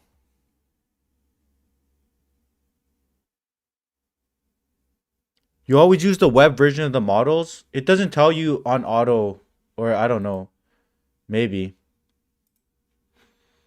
But usually I don't like to use auto. I just like to use 4.5 Sonnet or something. But I'm gonna have like SEO here, so when I answer questions, it's gonna be SEO friendly. Or I'm gonna have these server side rendered for SEO purposes. Then I'm actually gonna answer these too.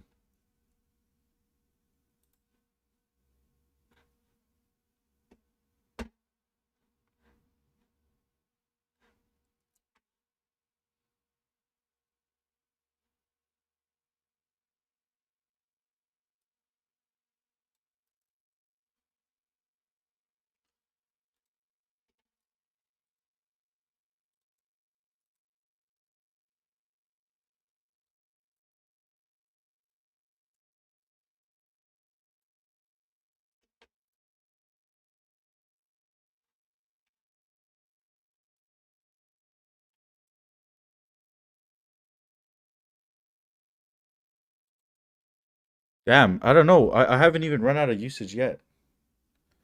My usage just keeps going and going and going.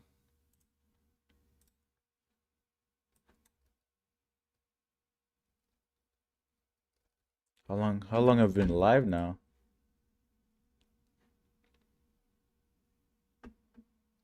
Damn, almost 4 hours.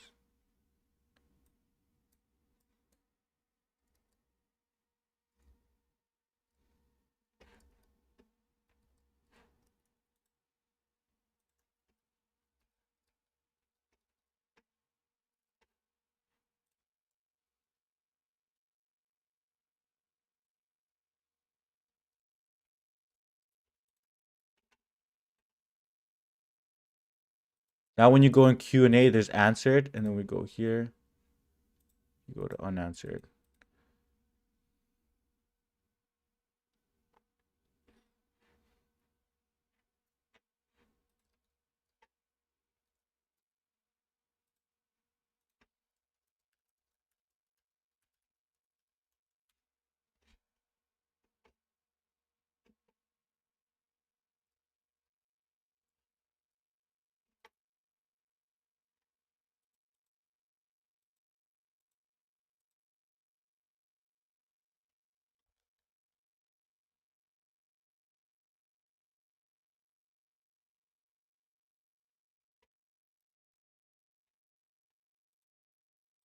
Honestly, I didn't think this feature through that much.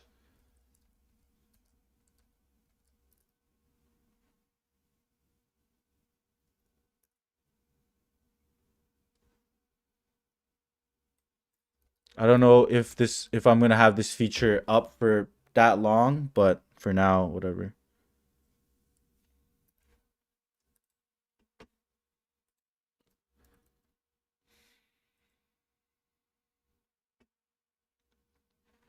And then later, I'm gonna upgrade. I'm gonna make sure that my RAG is working correctly.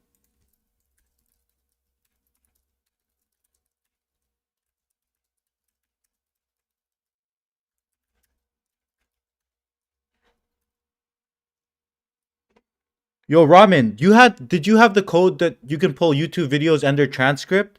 Can you send me that? Dude, this takes way too long to think now. I think it's because it's doing so much code, like client side stuff.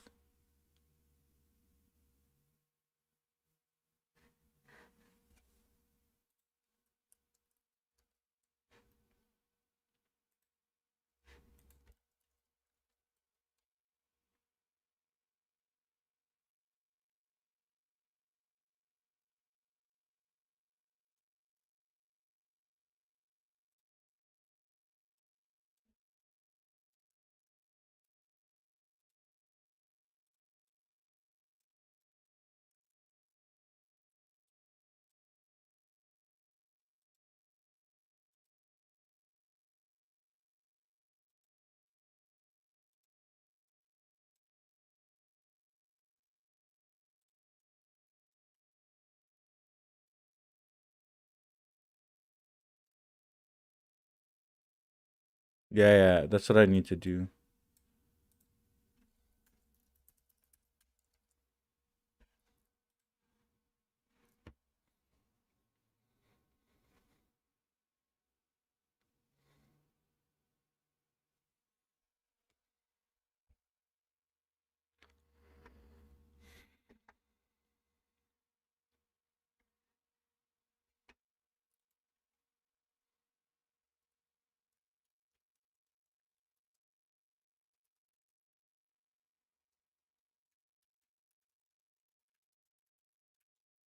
How do I write a resume?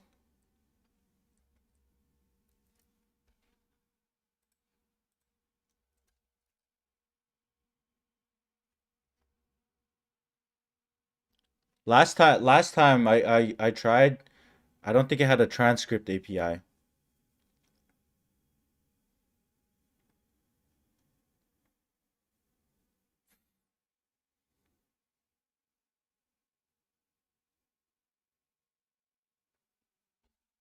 Oh, nice. Give me this. Okay, everyone. Nice, but like it messed up my thumbnail. It didn't pull my thumbnail correctly. But I think it's doing what it needs to do though.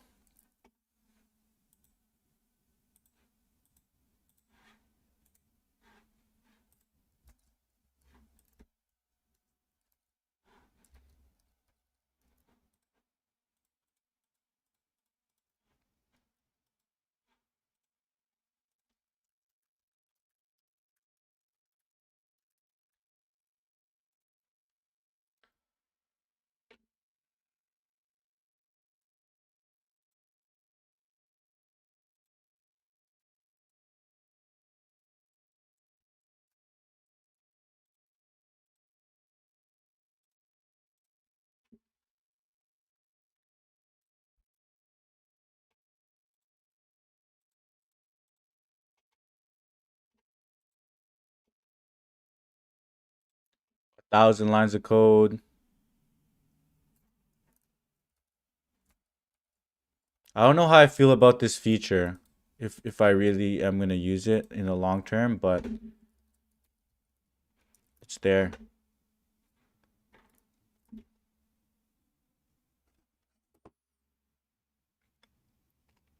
Yo, Puma, Alpha's running the mock interviews for me right now. So he's gonna be taking over that for a bit. I need to focus up on building out features for my website.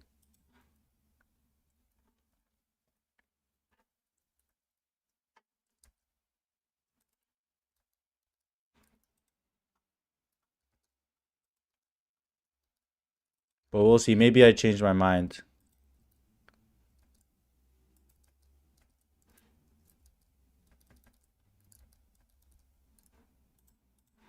Ship. Yo, we went crazy. Pumped out like 10 different features. All right, now I'm going to spend the next 5 hours making sure that all these features work as expected. I'm going to be doing debugging. But I don't want to bore everyone, so I'm going to do that. I'm going to go get some food, and I'm going to do that probably async. But I'll be on stream tomorrow with my brother John, and we're going to be pumping out more features and just adding more stuff to the site. I need to spend some time thinking what features we need and just improving the site overall. But for a recap, what we did today was we added a standard 10-minute feature, 5 hours. Exactly. So today we added proxy feature, so I could proxy into users. I think I added rich text formatting. What else did I have?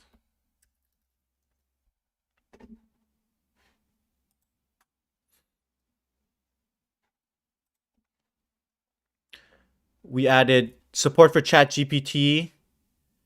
We added responses API, so now we could talk directly with the responses API.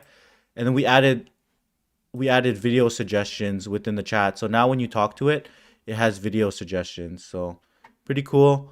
We're going to continue building out these features. I need to fix these ugly ass like sliders here. You can customize the style there and make them cooler. Other than that, I think we're good. Now I got to go make sure that my production site is still working. Now we have career Q&A. Let me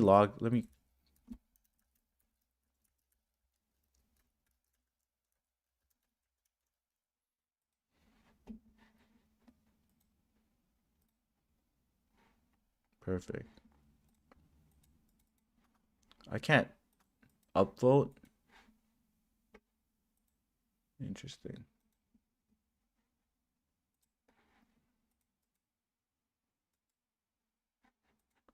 Oh, because answered already.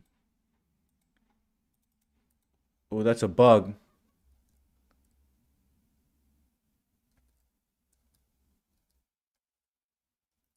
Dude, LLM is designing good enough for me, honestly. Like I don't mind its designs right now. These are cooking. All right, everyone, thanks for hopping on the stream. It was fun to get back to it. I'm gonna be doing more of these streams. Tomorrow, John Peralta CFA is gonna be in here. It's gonna be a fun stream. This guy's hilarious. We're gonna be talking. He's actually a certified prompt engineer right now. His role literally says prompt engineer CFA. So we're gonna be pumping out features. We're just gonna be doing a lot of coding and talking about different things around the industry. I don't know. Just hop on. He's gonna be funny. Catch y'all in the next stream. Thanks for tuning in. Peace out.